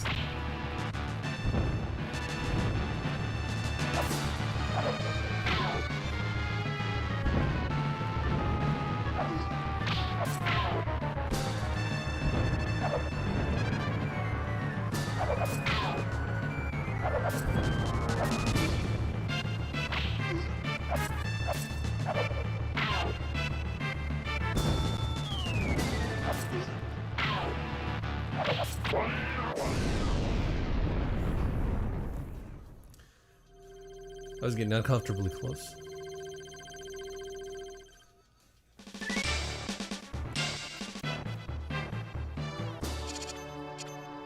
Thank you, Joni. Appreciate that.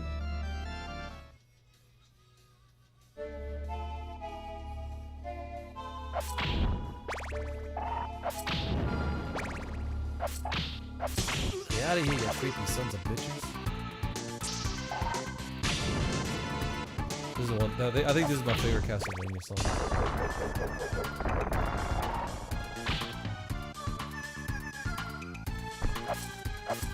No. Yeah, this would be great if it was Mario to jump on their heads. Damn. I guess I need to throw a boomerang, right?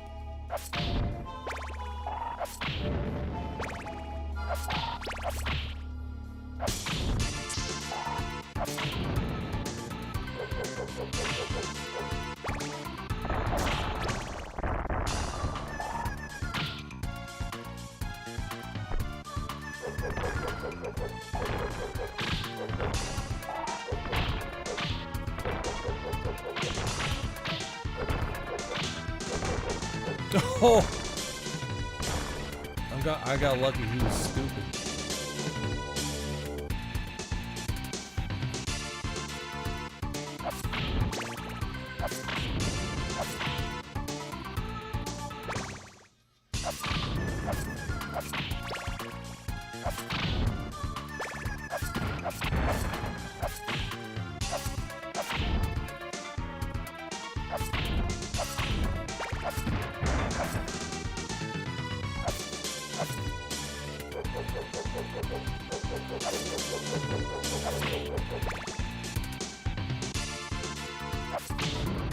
Well, thought I got your ghouls the first time. No, no, no.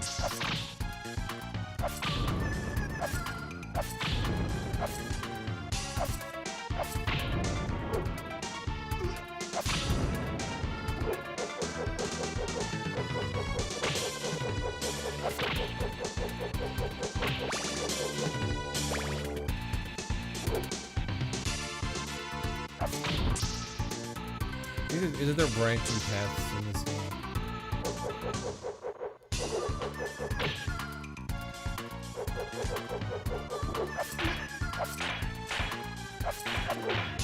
Damn!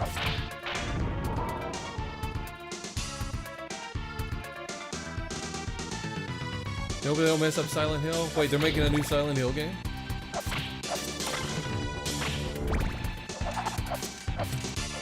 I thought Konami was like, no more with that.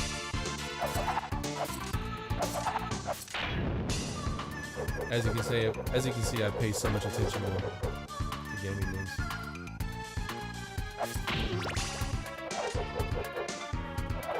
Well, aren't you a stinker? I need to do the backflip on this. Continue. This is Castlevania Dracula X. Okay. Play one more round, then we'll move on to Link to the Past.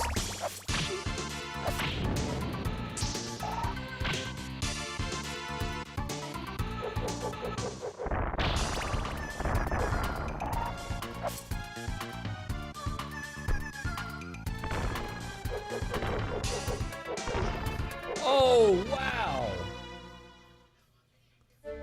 That stupid fish was in the one spot to not get hit.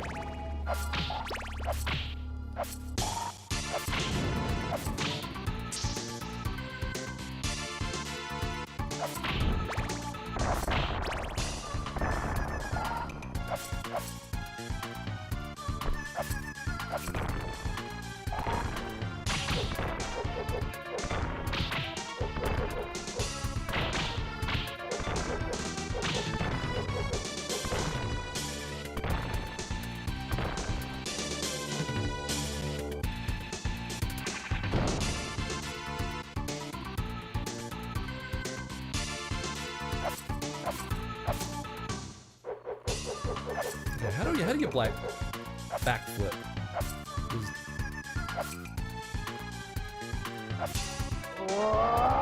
Ain't that? Just wasted that. That was wonderful.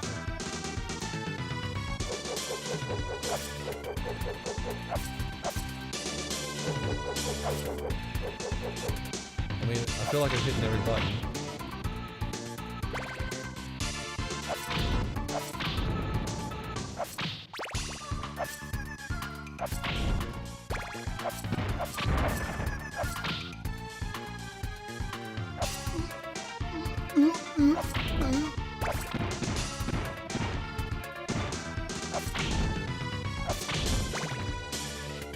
Do I own this game? I do own this game.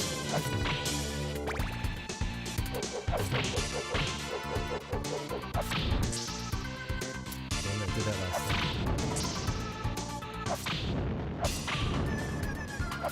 Like the actual cartridge, yes, I do.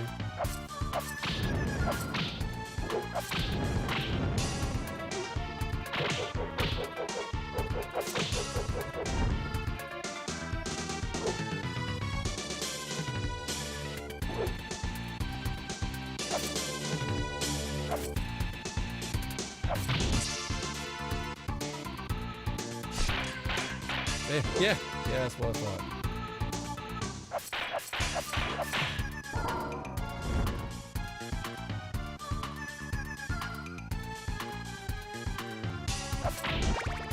Nah, I'm missing a few.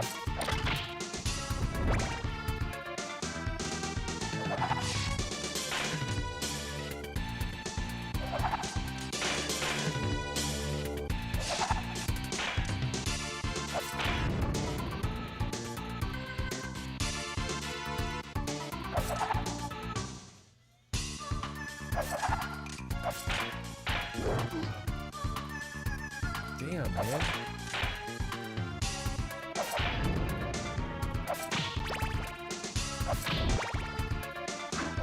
Well, there we go. I'm done.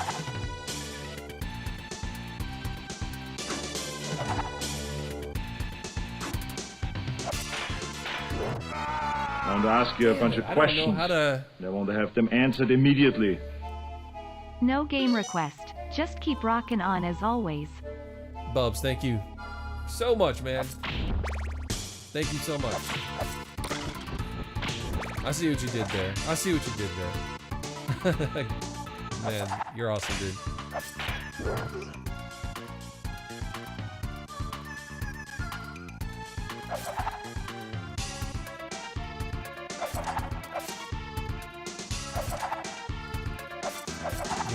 You have to do the backflip thing. I don't know how to do it. I did it by accident.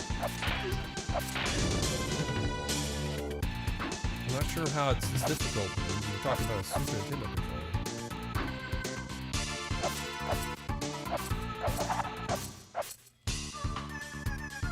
Like, I don't think it's that difficult on Rondo of Blood. Do it for regular. I just don't know how to do it.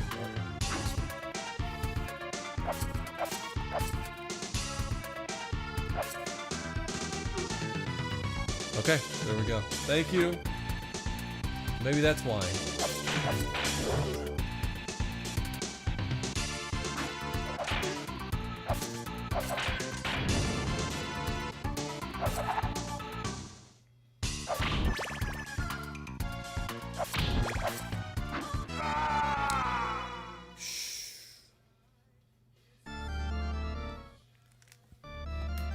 Okay, let's move on to Link to the Past.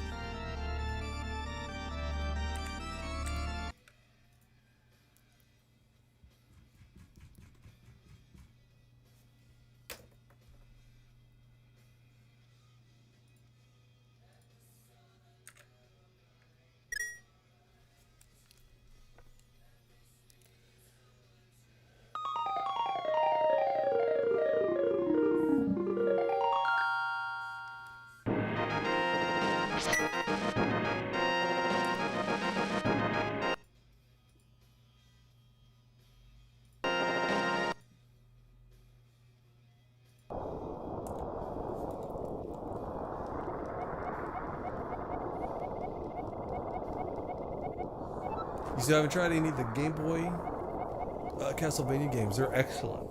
The Game Boy ones and the DS ones. They're all good. Well, there might be a clunker in there, but all the ones I've played are excellent.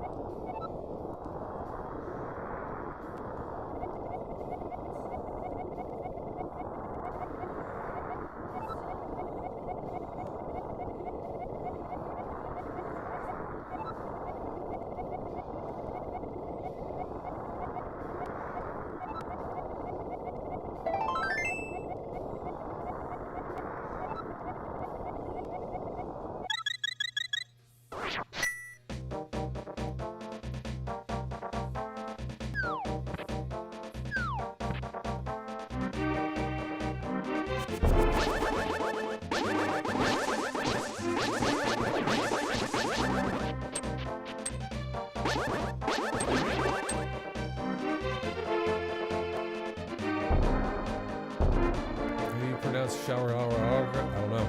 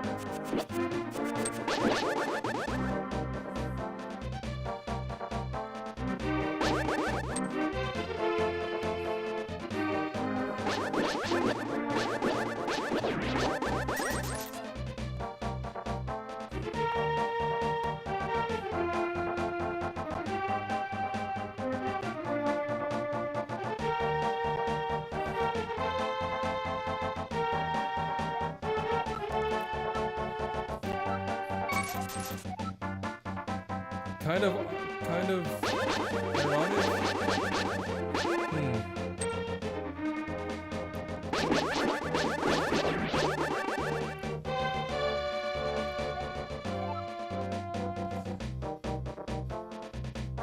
Yeah, if I ever find like a CTR laying around, I've seen them in trashes at the dump, at the actual dump yard before.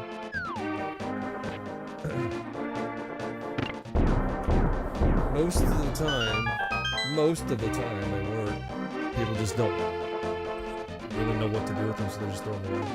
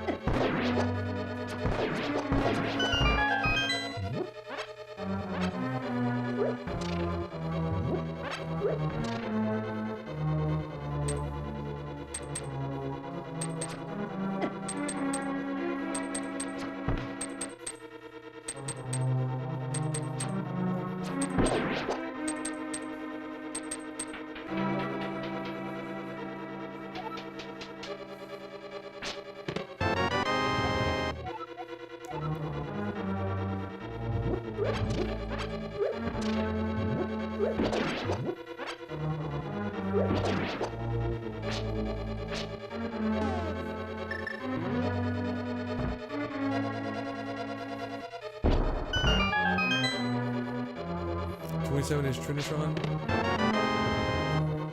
Yeah, Trinitrons are really good ones.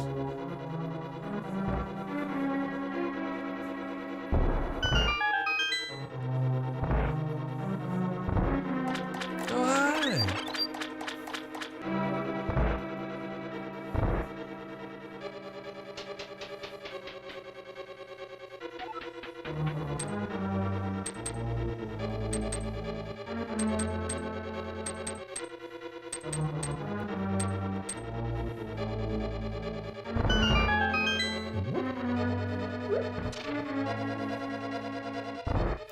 You gotta save as many. The way I look at it, you gotta collect as many CTR TVs as you possibly can, because there is going to be a time in the future when they're not gonna work anymore. There'll be one remaining working CTR TV. Well, a handful if somebody knows how to actually work on them. I don't think it's the working on them is probably the hard part. I would imagine just getting the parts. Replacement parts for something that's not made anymore would be the most difficult part when comparing that CTR. But yeah, eventually you're not going to be able to find them anymore. They're not going to be working, so get as many as you can and hold on to them as long as you can. That's my philosophy.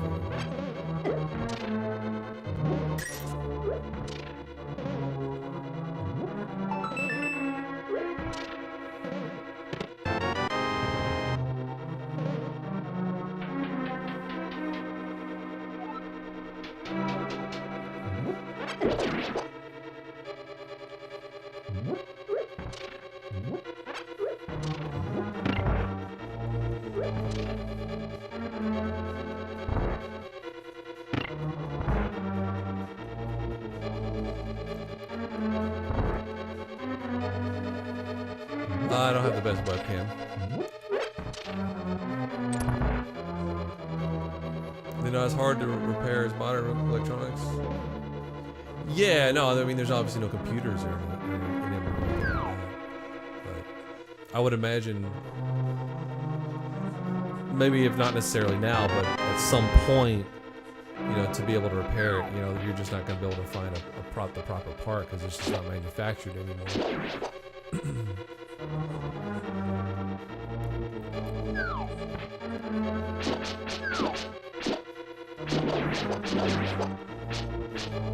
What's up, Eric? What's my favorite Street Fighter move? Do you like the is this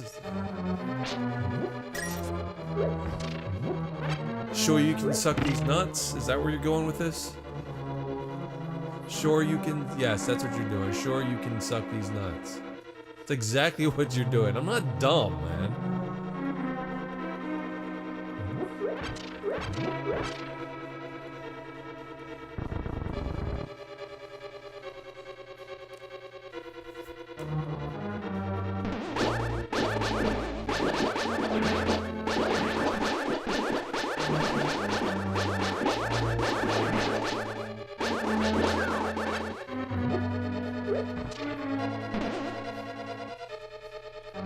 I like it though.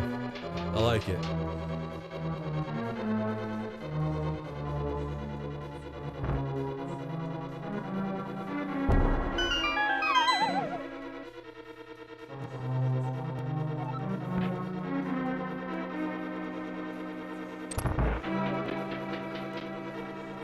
Oh, you gotta go to bed?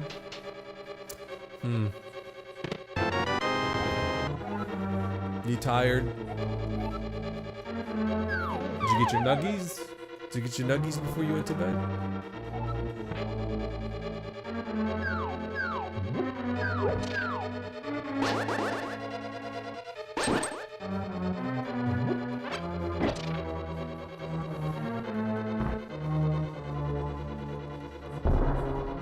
No, not even bombs. Oh, shit.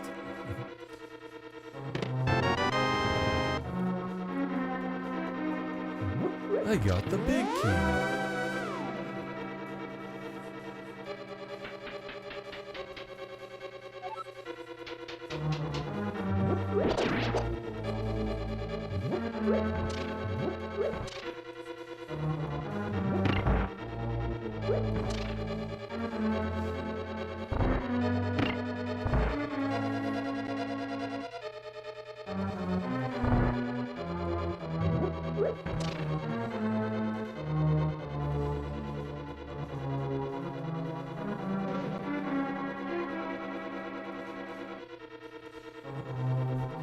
You found Apple Pippin once in storage? Oof, that sucks. Hey, Oliver.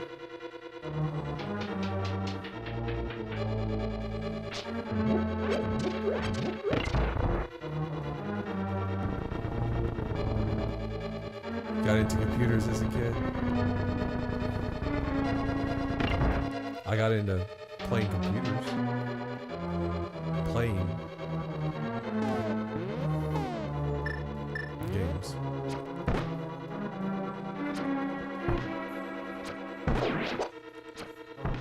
Oh, damn it, that went right through your head. What I do for work? Video. Just not YouTube.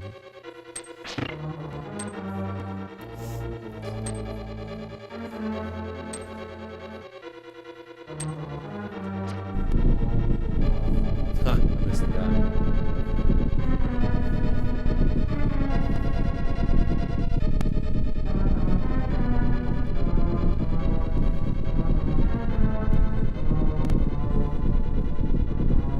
Would I trade my Mario 3 display for a Gremlins 2 movie display? Nah, I don't think so. Oh, damn it, I forgot to get the damn weapon. Nah, probably not.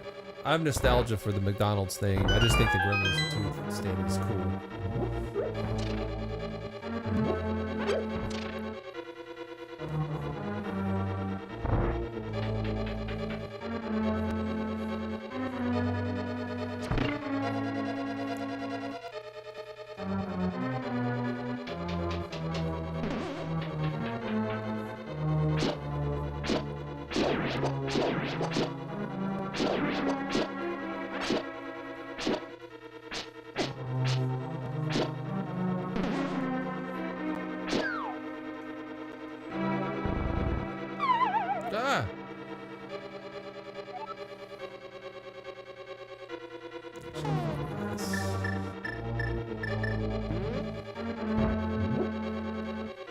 Well, I guess I could have shot him.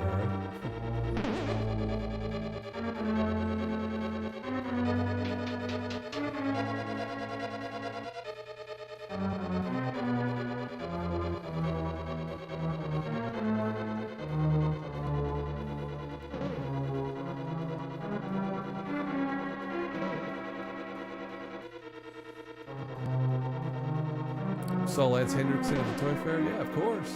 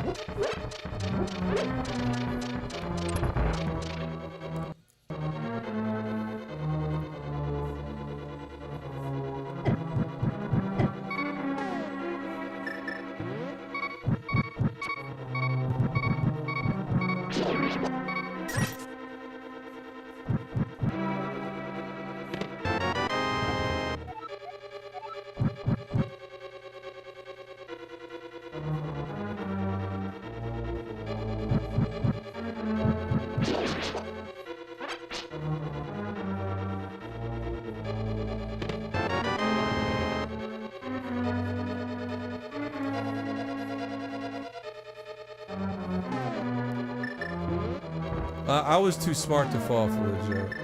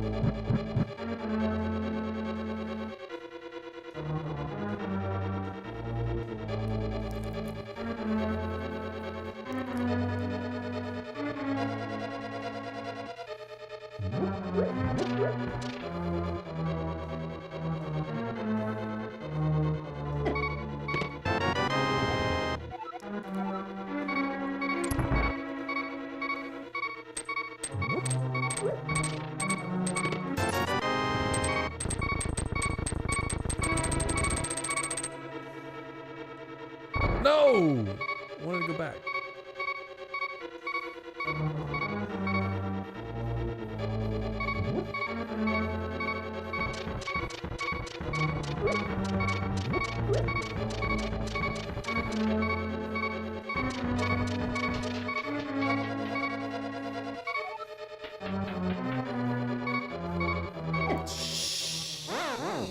Shoot!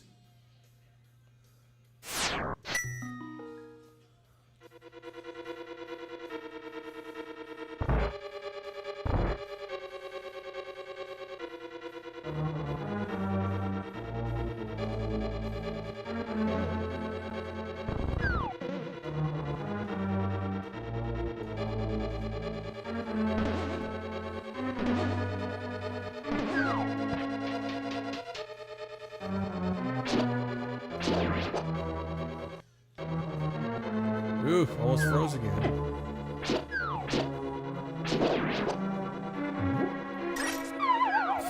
Damn it.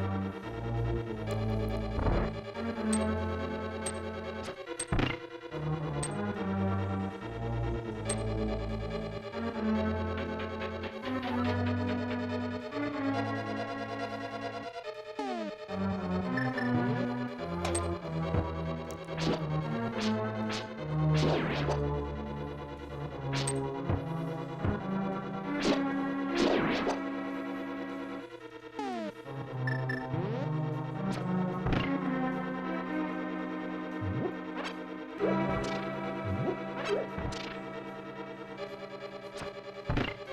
crap, I'm missing a key?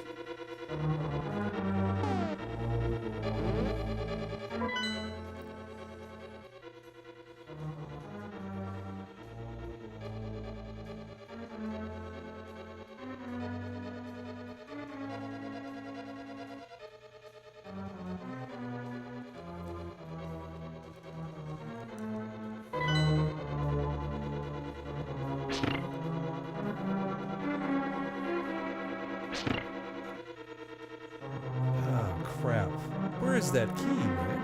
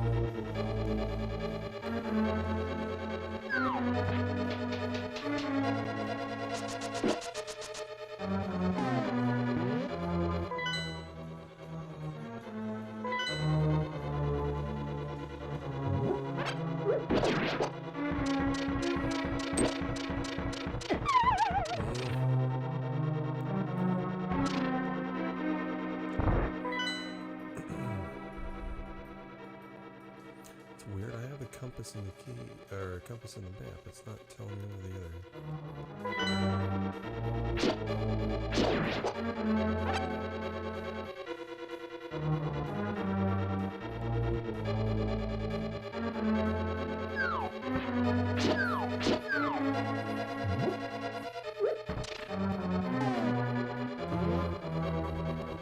Alright, we'll just save it right here. Alright, so we got a watchie from Nick.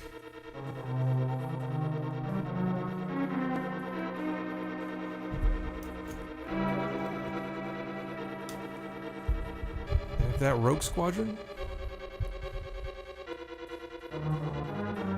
It's my fault.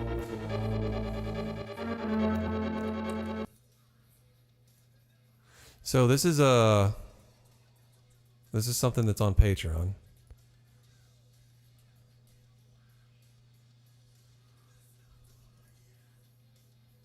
But since Nick requested it and he's a Patreon member, yeah, we'll go ahead and show it to the chat.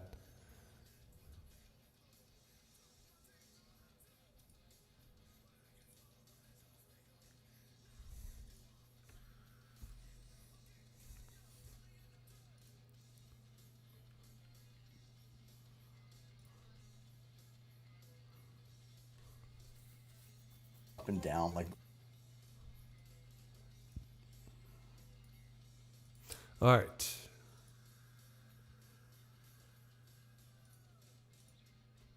Oh yeah, I put it on. You stupid. You dumb.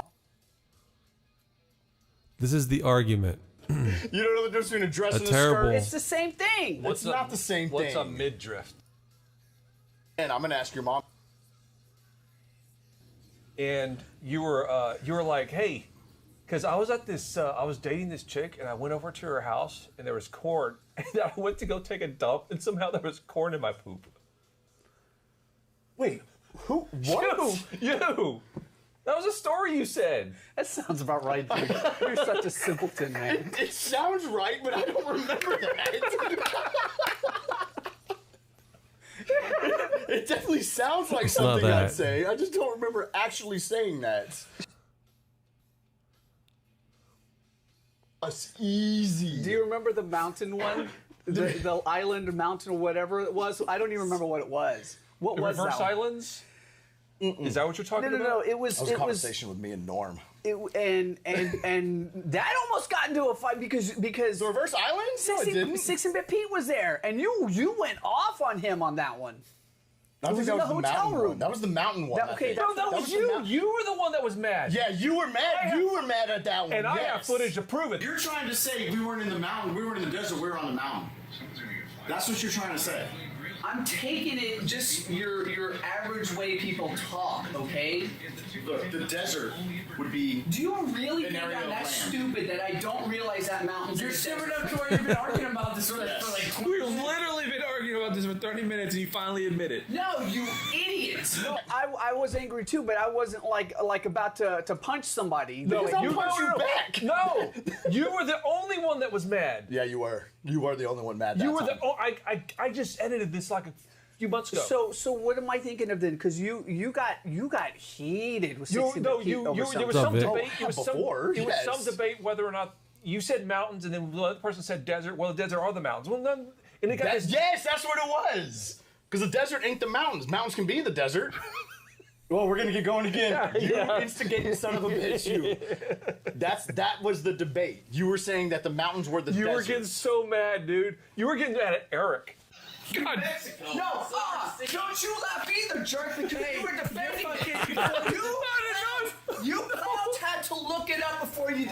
What are you talking about? You admitted defeat. You got on his phone and had to look it up. What are you talking about? I have no idea what you're talking about right now. In the car with us, you When? idiot. Because Eric was egging the whole thing on. Yeah, he was. sounds about right. Eric can be a little shit sometimes. And you were just so. You were like, oh my God, you were about to lose your mind. And it's I I'm just wanna I'm see recording. that. I'm recording the whole thing. Just You were mad laughing about that one. I want to see that. This But is where yes, it's about to turn. It was into again insane. me, Rufus, and Green, and we had another conversation about whether or not a van was a truck. And usually, two of us are on the same side, and the other one is just like digging in their freaking heels, and they will not back down. And Green's argument about van being a truck is like it's on the license plate, like right, but by definition, a van is not a truck. So we went round and round and round on that one for a little while. Listen, my longest ever game of Monopoly was with those two motherfuckers. 14 hours. That's how stubborn the three of us are. None of us are quitting. You need to film them playing a None board of us are game. quitting. It sounds like somebody was confusing definition with classification. So classification would Maybe be you should have like been in that conversation then. it's not a truck just because it says it on the license I plate. That's agree. just the government classifying something. Yes, as, I agree. To make I agree. Because it might even be like poundage, gone by poundage or something. Yeah, He said poundage. That's a word. poundosity. Wait.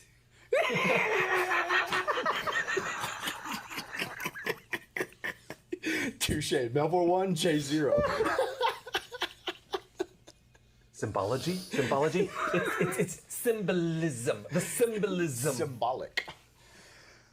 Yeah, no, so, yeah. Video games. They're good. Okay, I think this is where There was another argument that happened that was this is it. insane. We were watching Star Wars one time. Oh, what was the argument? Oh, I'm sorry. Excuse me. Yeah, what's the argument I there? remember we had a full-blown argument. Empire Strikes Back on whether or not Luke could understand R2. I remember that one. What's Yeah, up? and I think What's up, Julia? Rob, you were a part of that one, weren't you? I don't think he was. I don't think that you were there for the day that I was like, you know what? I'm going home. It was so bad that I was going to go home, get my copy of Empire Strikes Back, the VHS copy behind you, and I was going to come there and play it, and so I could show everybody what I was talking about. To where it's like Luke has to look at the screen every time R2D2 talks, so he can see. Oh my what god! I don't want to words. Well, no, that's because he was in space. But you idiot. You could okay, so they can wait. Hold up. Are you saying that he can't understand him? I don't remember what. No. He can't argue. He can't understand him because at that one point on Dagobah he says if you're saying and actually Rob said that. I remember Rob vividly saying that. He goes, well, he said if But you're what you saying just this said is a bad isn't idea, a good I'm starting point. to agree. It is absolutely a good point. R2's in space. So he's not going to be able to hear him. Anyways, he has to communicate through the thing. He's not a person with a voice. He can send electronic beeps through the system. Something popped up on the screen inside the cockpit. He was linked to the cockpit But it could just monitor. he's just as easily. It's all electronic. It could just as easily be beeps and bloops. But it wasn't. It was exactly it was because they were showing as text. Exactly because he could see exactly what he was saying. Because R2 was in space on the outside of the X-wing. But if he was here, if he could understand him, he would just need to send beeps and bloops. But the text popped up that he. I'm not saying. I know what you're saying, and yes, how you the X-wing is configured to where the R2 unit communicates with the pilot. If it's configured to where he can, R2 says something in his electronic brain, and it can filter through the X-wing, and it can appear on a screen. I'm saying the same thing can happen where it can filter through, and there's a speaker here. But it didn't. It didn't because they're showing that he is. Because has it's to read. popping up on the monitor. I guess he easily could have designed it to where there was a speaker to where he could have heard those bleeps and bloops, but they didn't. Okay, we don't know that because it was translated on the screen. Because it was translated on the screen. Yeah, you guys are saying the same thing. You know that, right? He's saying though that was the only reason he's using that as a defense which I agree with. That R2, that he couldn't understand R2 is because it was popping up on the screen. Yeah. I'm saying it was popping up on the screen, though, because R2 was in space, so it doesn't help your argument. But your argument doesn't matter, though. It does. Because, as I was saying, it could easily be in this. Look. So, for the sake of argument, let's say Luke could understand R2. Star Wars has never been about an exact science. He wouldn't be able to hear R2 because R2's in space.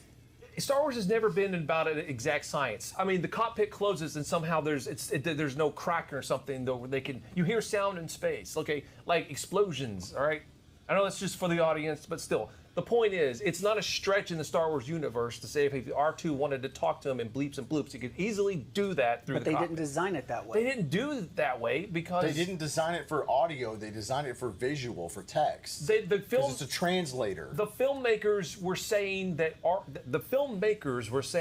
Luke has to be shown what R2 is saying. Otherwise, they could have just said. They wouldn't. This is why I'm about to lose my mind. When you're making a movie, every setup that you do, every setup costs money. Actually, you wouldn't know about making a movie. So they're not going to get a shot. They're not going to set up and get a shot of the screen of the cockpit showing the words come out unless they're trying to tell the audience that Luke has to understand R2 by looking at the words. Otherwise, they would just keep it simple: a shot of Luke in the front, and then you hear. And then, R2, okay, yeah, I'm sorry, we're going to Dagobah. Because you both are on the same side that neither one of you think he can understand R2's boops and bleeps, right? Correct? Yes or yes? Okay, yes or no, that's it. Hang on, let me finish. But I'm saying that's if you were arguing it with somebody who disagreed, that wouldn't be a good argument. I disagree completely. Because for the sake of argument, let's say he can understand R2. He's not going to be able to hear R2 because, first of all, he's outside the cockpit and he's in space. I know this, but what I'm saying is, why is it such a stretch to believe that R2 can send a signal through the X-Wing and show words on the screen? That's not a stretch, but it is a stretch that R2 can send signals through the X-Wing through a speaker to hear the bloops and bloops. I'm saying that's not a stretch, but that's not the route they went. Easily done that, but that's not how they designed the X-Wing. I know because they can't understand. You don't know that humans can't understand R2 units. That's why I came up on text and not through a speaker. We hear the bleeps and bloops as the audience. We don't know that Luke doesn't hear it as well. And that's for the argument that he couldn't understand. If they would have done it that way, but they didn't. It's not better. Let's live in what if land. Yes, and I agree. He can't understand it. Robbie, do you understand what I'm trying to say here? Because I don't understand any of it, to be honest with you. Here's the thing. This is the way I look at it, okay? And this is just my thinking. 9 times out of 10, R2 is right next to C-3PO. There's no reason to have a translation because C-3PO, if R2 says something important, 3PO translates it. Right. The reason that there's a box in there in an X-Wing is because regular humans can't understand R2 units. So when the R2 unit is saying something, the human has to be able to read that.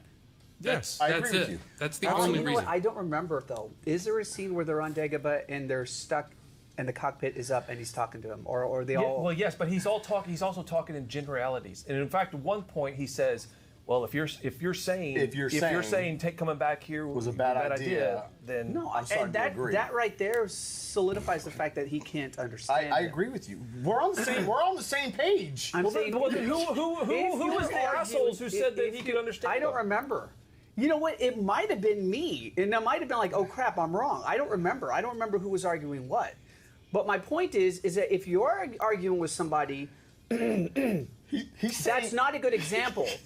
You're arguing his example. Not that he's wrong. That's the perfect example.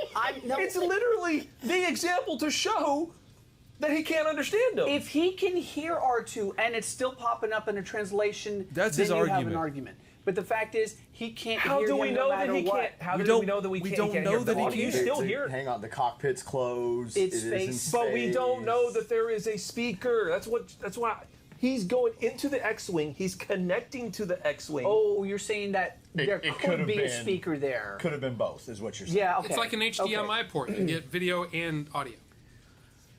Okay. Yes. And I was not seeing it that way. I always seen it as all we were getting was just a visual No, I mean you hear him. monitor communication from the R2 on the Well, outside. the audience hears him. The audience here, but we can't say whether or not we don't know watching the movie Sure. if he can hear it or not. Yes, That's we can't true. say for sure That's whether true. or not it's not being pumped into a speaker as well. And that's different, but I've never that's seen not two people on the same side of a fucking topic argue.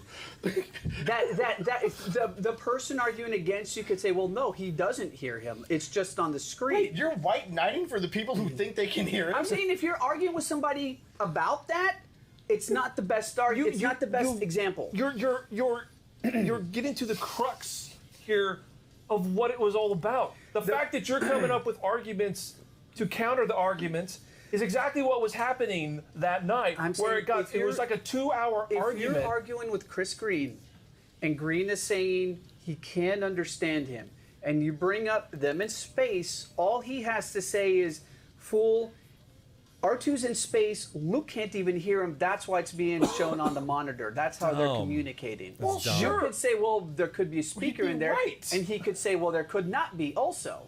Right? Sure. That's why I'm saying it's not the best example. If you're trying to establish the fact that he can't understand him, that's not the best. It's still the best example. It's not the worst example. no. It's still the best The example. best example it's is a when pretty he good says, example. "If you're saying this is a bad idea," Well then, that right there that's not proves proof. it. That's not proof either. It's You wanna bet? It's pretty close confirmation, but Well, it ain't proof. Well, hang on. If you want to go the route of being Green and just wanting to argue to freaking argue, because that's what he does. Hang on a Exactly. second. We don't know that he didn't understand R2 in that moment. We don't know what R2 said. Maybe R2 was like, "Hey, should we just leave?" Well, if you're saying coming here wasn't a good idea, I agree. He's got a point. No, exactly. Any argument you can say is If you could establish that there was a speaker pumping in what R2 was saying, he can't, then though. you'd have it. I know. He can't. And that's why somebody like Green could sit there and argue And Green would. till the cows come home, and you would be getting nowhere. This is why it was a 2-hour The burden argument. of proof would be on them. It could just be an audio cue for the audience to understand that there's a conversation taking place. But Which is how I would take it. But yeah, and I think we kind of across the board agree with that. But Well, and it's what I'm saying is the fact that there is a camera angle If ever there showing was- that there is something on the screen. It's the movie makers, it's the director saying, "I need to communicate to the audience that here's Luke where- has to read what R2 is saying." But again, if you want to go Because- the argument route, it's because he's on the outside of the aircraft, so he wouldn't be able to hear him anyway. Well- So something has to be inside, but we don't know that it's not coming through a speaker. I bet if Coach and Nick watch this, they're like, "Boy, these guys are some losers, man." And they do Star Wars, you know. It's the art of communication. I feel like if it wasn't important to show that he's reading specifically what R2 is saying, then that's basically the reason as to why that shot was even made. But hang on, I think we have to suspend a little bit of reality, and we have to take away, well, for the movie, for the audience, for the this, for the that. I think that has to be like taken out. No, that's number one. No, yeah, it's not. It absolutely is because because you got to think of it and as if you're there in that world.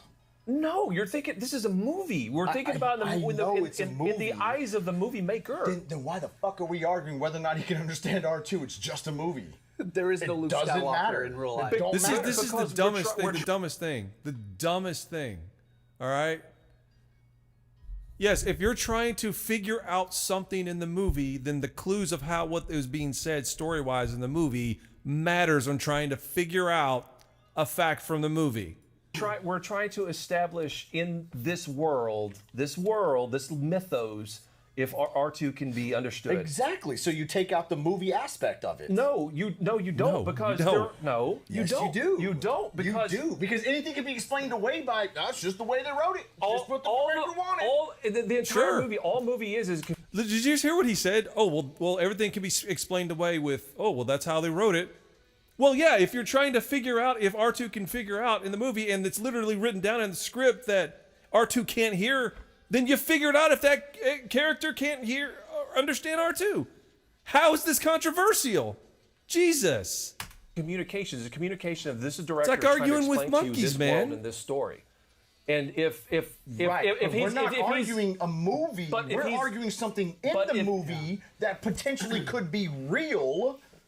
So you gotta stay in that lane of the argument. Yeah. But it's all based on what somebody made you and can't wrote. break down fifth and sixth walls and go, well, the audience needs to know. You can. Absolutely, you can. No, that's not an argument. Still 15 minutes left of this, by the way. If this movie becomes obsolete.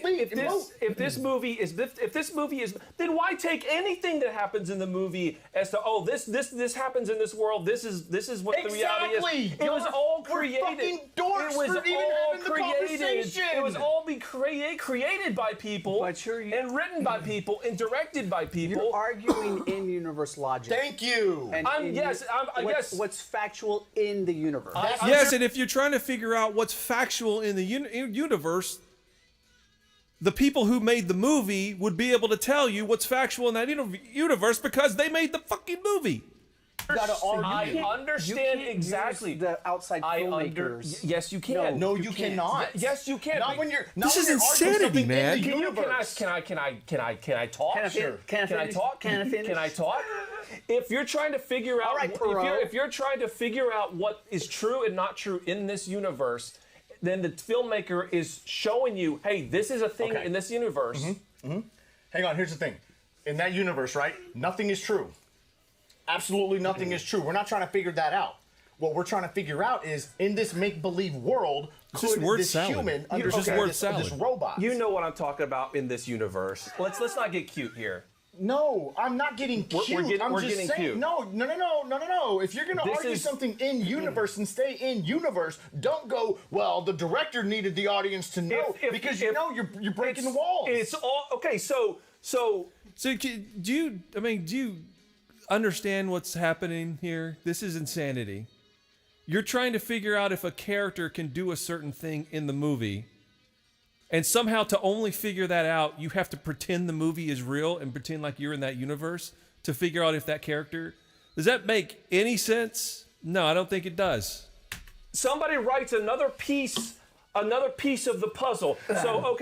So we got episode 4. That's when the story continues. Episode 5 comes along. Episode 6 comes along. George Lucas writes the damn script. He makes the movie. It says that this universe has more context because these things happen. So we're not supposed to take into consideration what is written down and what the movie makers want you to know about this universe, even though you have gotten more information about this universe through the movie making process. Correct. That is insane. That's correct. That is absolutely insane. You're arguing something that's not even real, first of all. No shit, we all are. You can't argue fiction and then, nonfiction, I guess, or fiction, nonfiction. How does that work? You can't argue something fake. Fiction, fake. Nonfiction, not fake. Okay, you can't argue something fake. When you're trying to figure out what exists in this story, what's true or not in this story, you have to take in the context of yes, you absolutely do. No. Because if the movie maker, that's how you figure out plot lines in a movie. The best part is we all agree he can't understand it. I know, right? That's how you figure out plot lines in a movie. Right.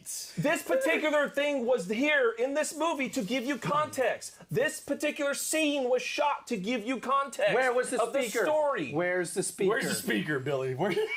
Show me the speaker. The speaker was underneath where you couldn't see it. A minute of what? Because I'm not done. Right here. No, there's 45 seconds left. You got no time. All helmets have got a speakers in memory? them. All helmets You have can't argue speakers in them. something That's an established like fact. in game and go, well, the director and the writer and the producer and the fluffer. You write scenes in a movie to give context. This gives you better context of what happened in Why the are story. you arguing something fake in the movie? Doesn't matter then. Nothing in the movie matters. If you're trying to understand what the story is saying, I'm trying to figure out the looking at it story. from two different lenses. Exactly. You're using a lens.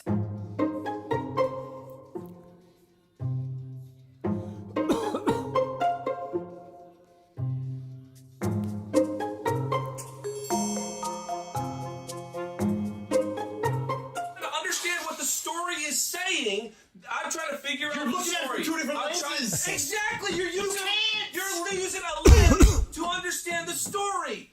Holy Reaver, thank you so much. You've enlisted in the U.S. Space Force Station in Colorado, Cheyenne Mountain.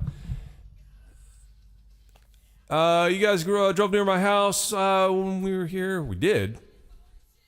Oh, I guess when we were going to Scott's.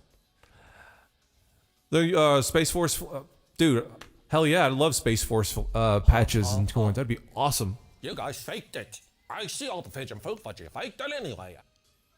I am enlisted in the U.S. Space Force, stationed in CO. You guys drove near my house when you were here. I'd love to bring you some Space Force swag like patches and coins to Retropalooza if we make it out. Thank you. Thank you, Holy Reaver. Appreciate it, man. And yes, you definitely need to make it out, dude. You can't do that, Yes, though. you When can. you're arguing something like, does he understand the robots? If you want to understand something in the movie, you look at a particular shot or scene. It's the director giving you context for something. How is that? I don't know if I should continue this. How did This you not is get that? it's literally just the You can't same things being use said real over and life over. to argue something fake. Yes, you no, can. you can't. You can. No, you cannot. You can. You 100%. fucking cannot. You can use 100%. real life to maybe prove 100%. your point. 100%. And go, well, okay. Listen, hang on. Example. Let me give you an 100%. example. In Karate Kid, I have this theory that Daniel LaRusso was too old for the the tournament in the third movie. Okay. Now I can use some real life things. Going well in the first movie, he has a birthday, and freaking fucking Miyagi brings out a cake. Okay, he just got his license. Well, he's from New Jersey. In New Jersey, you don't get your license until you're 17 versus Texas and California when you get it at 16. So it would make sense that if he was 16 and then he comes down, he had to wait till 17 anyways, and then his mom was just like, hey, we're just going to wait till your birthday because that's what we're going to do anyways. You can use real life in a fake world in that aspect, but you can't use the movie-making process to argue something fake. Because if you go that route, then none of it's fucking real and none of it matters. Such circular logic. It's like I love the standards. Like you can use this and this and this and this to figure out the movie, but you can't use this one particular aspect to figure out what the movie is being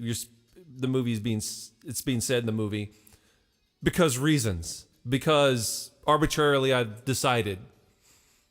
The cake comes out, and what is that cake? The writer wrote the scene for that cake to come. The writer wrote the scene for that cake to come out to tell the audience that it was his birthday. Yes, it's his birthday. Exactly. Yes. Exactly. It's written by a person to show something in the movie to give you context of say this is. So, I literally just proved my point. I literally just proved my point by saying the writer wrote the birthday scene in the movie to show the audience that it's his birthday. He agreed that was yes, that's a thing. That's literally what I was arguing with the screen in the X-wing. The same exact thing. They don't even hear what they're saying. Birthday. All right, But it's Mr. in- Miyagi it's looks in at the the movie. poster on the wall. It's in the movie. That's the thing. It's in the movie. And the shot of the cockpit with the words is in the movie. The director put that It's in the same. It's literally. I'm ending this right now because that just proved my point right there. Both examples were the exact same, and for some reason it's okay on one but not the other for absolutely zero reason because they want to dig their heels into the ground and not admit.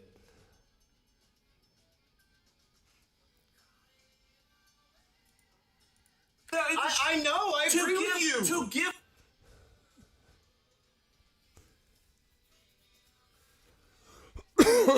All right, some Rogue Squadron next.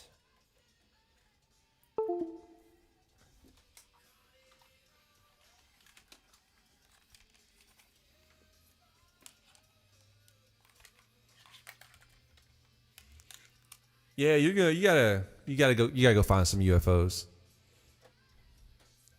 Sorry for asking me to play it. Oh, it's fine, man. It's fine.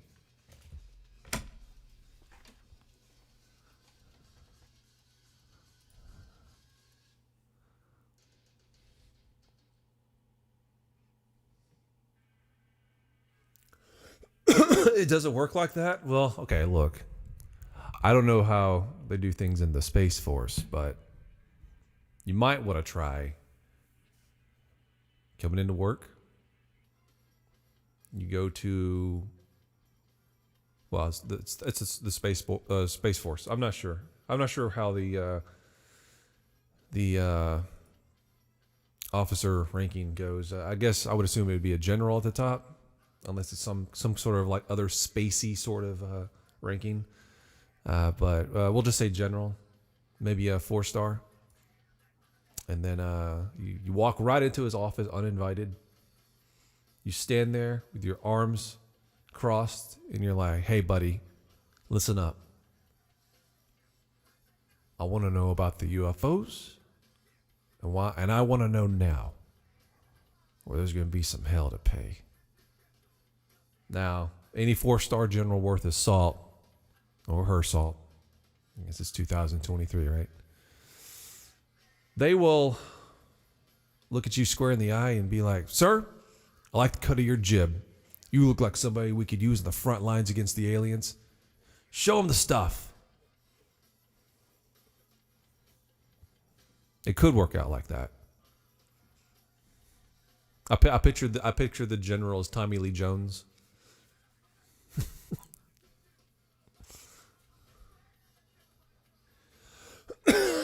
Oh yeah, it's 2024. That's right. That's my bad.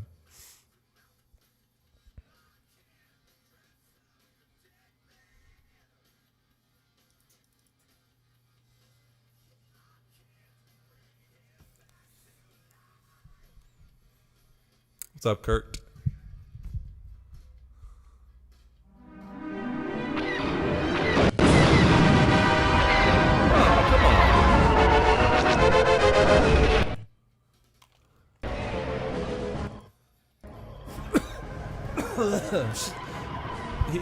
They're not gonna look at that and they're gonna be like, man, this is a real go-getter. This is somebody. This is somebody who's not afraid to say what he wants. He knows what he wants. He's very goal-oriented, curious. Doesn't go over too well.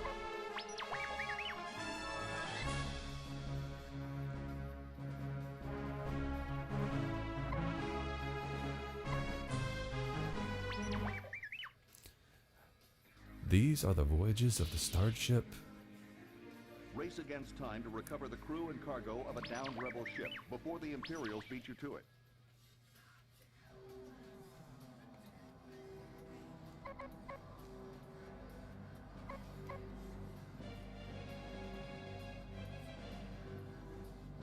The snow speeder, modified with armor plating, stronger outboard laser cannons, and a harpoon tow cable for the rear gunner, is not a true flight craft, but a repulsor craft. V-wing? The hell is that? It hugs the ground well and is also quite maneuverable. But the addition of deflector shields was deemed costly. Oh, I can't use this one? In addition to 4 blaster cannons, I think I have to use the that. X-wing can carry a number.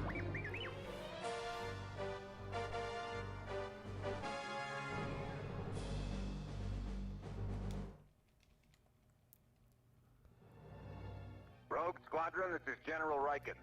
A rebel ship called the Nona recently crashed somewhere in this vicinity. Oh It was no. carrying a team of rebel soldiers and stolen Imperial equipment. You must find them before the Imperials do.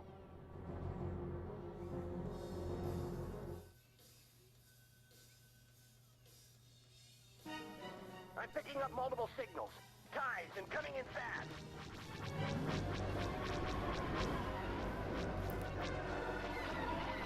Throttle up, Rogue. We have to keep searching for the Nona. Right with you, boss. I need to go first person. I hate this view. Maintain visual scanning.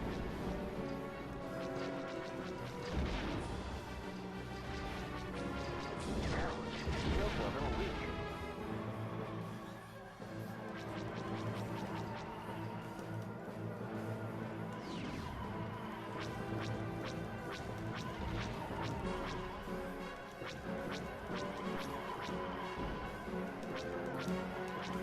Damn. I guess I'm not ready for the Space Force.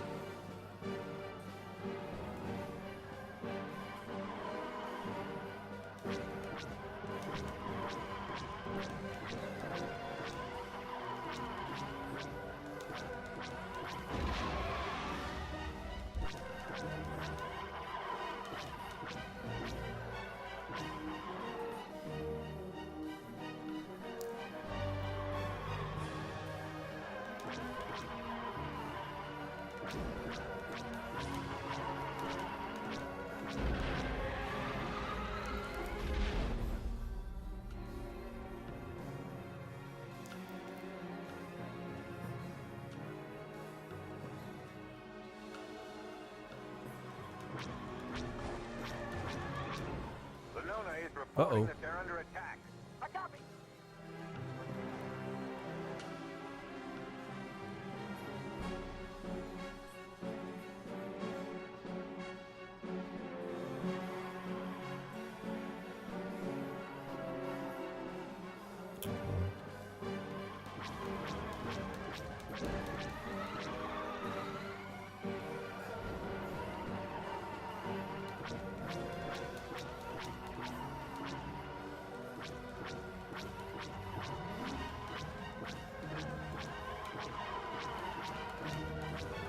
Man.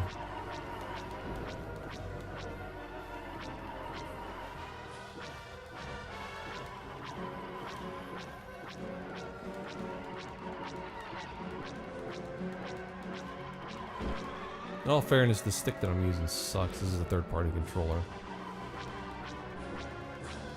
It has only 2 speeds, quick or incredibly slow.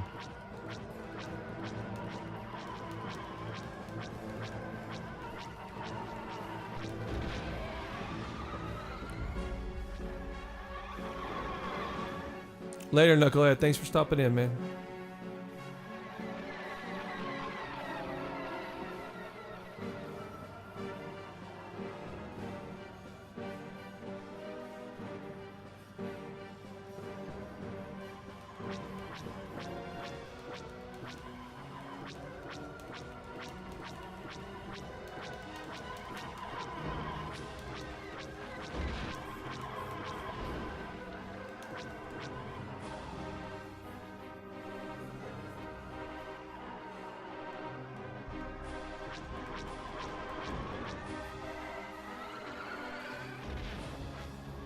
Okay, Rose. Let's keep the crew out of danger until our shuttle can pick them up.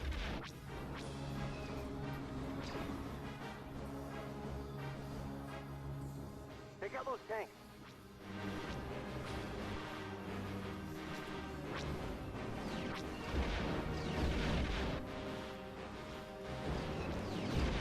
Ah.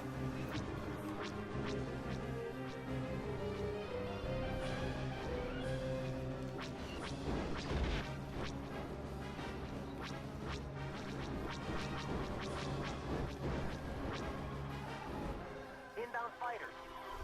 I copy.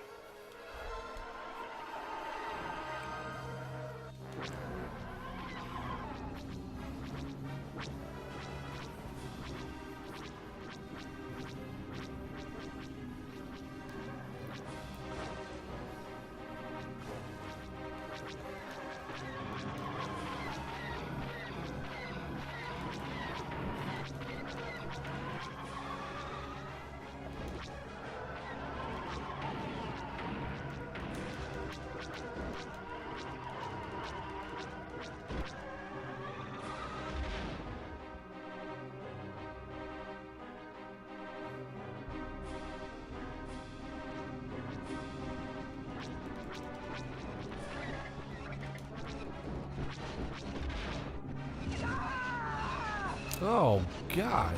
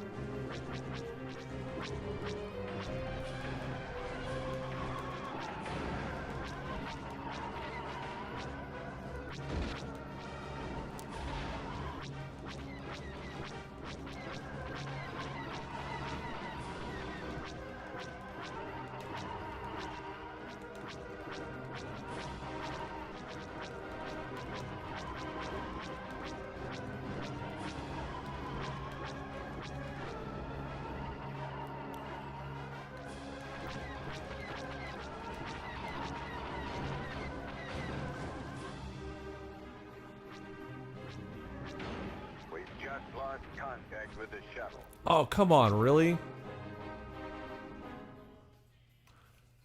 Shoot. That's not cool. All right, I'm gonna call it a night. I'm just super exhausted. Probably tell my energy's low. But thank you all for stopping in. I appreciate it. You guys are the best, and I think I'll have a new episode out next week. So, thank you, everyone. You guys have a good one.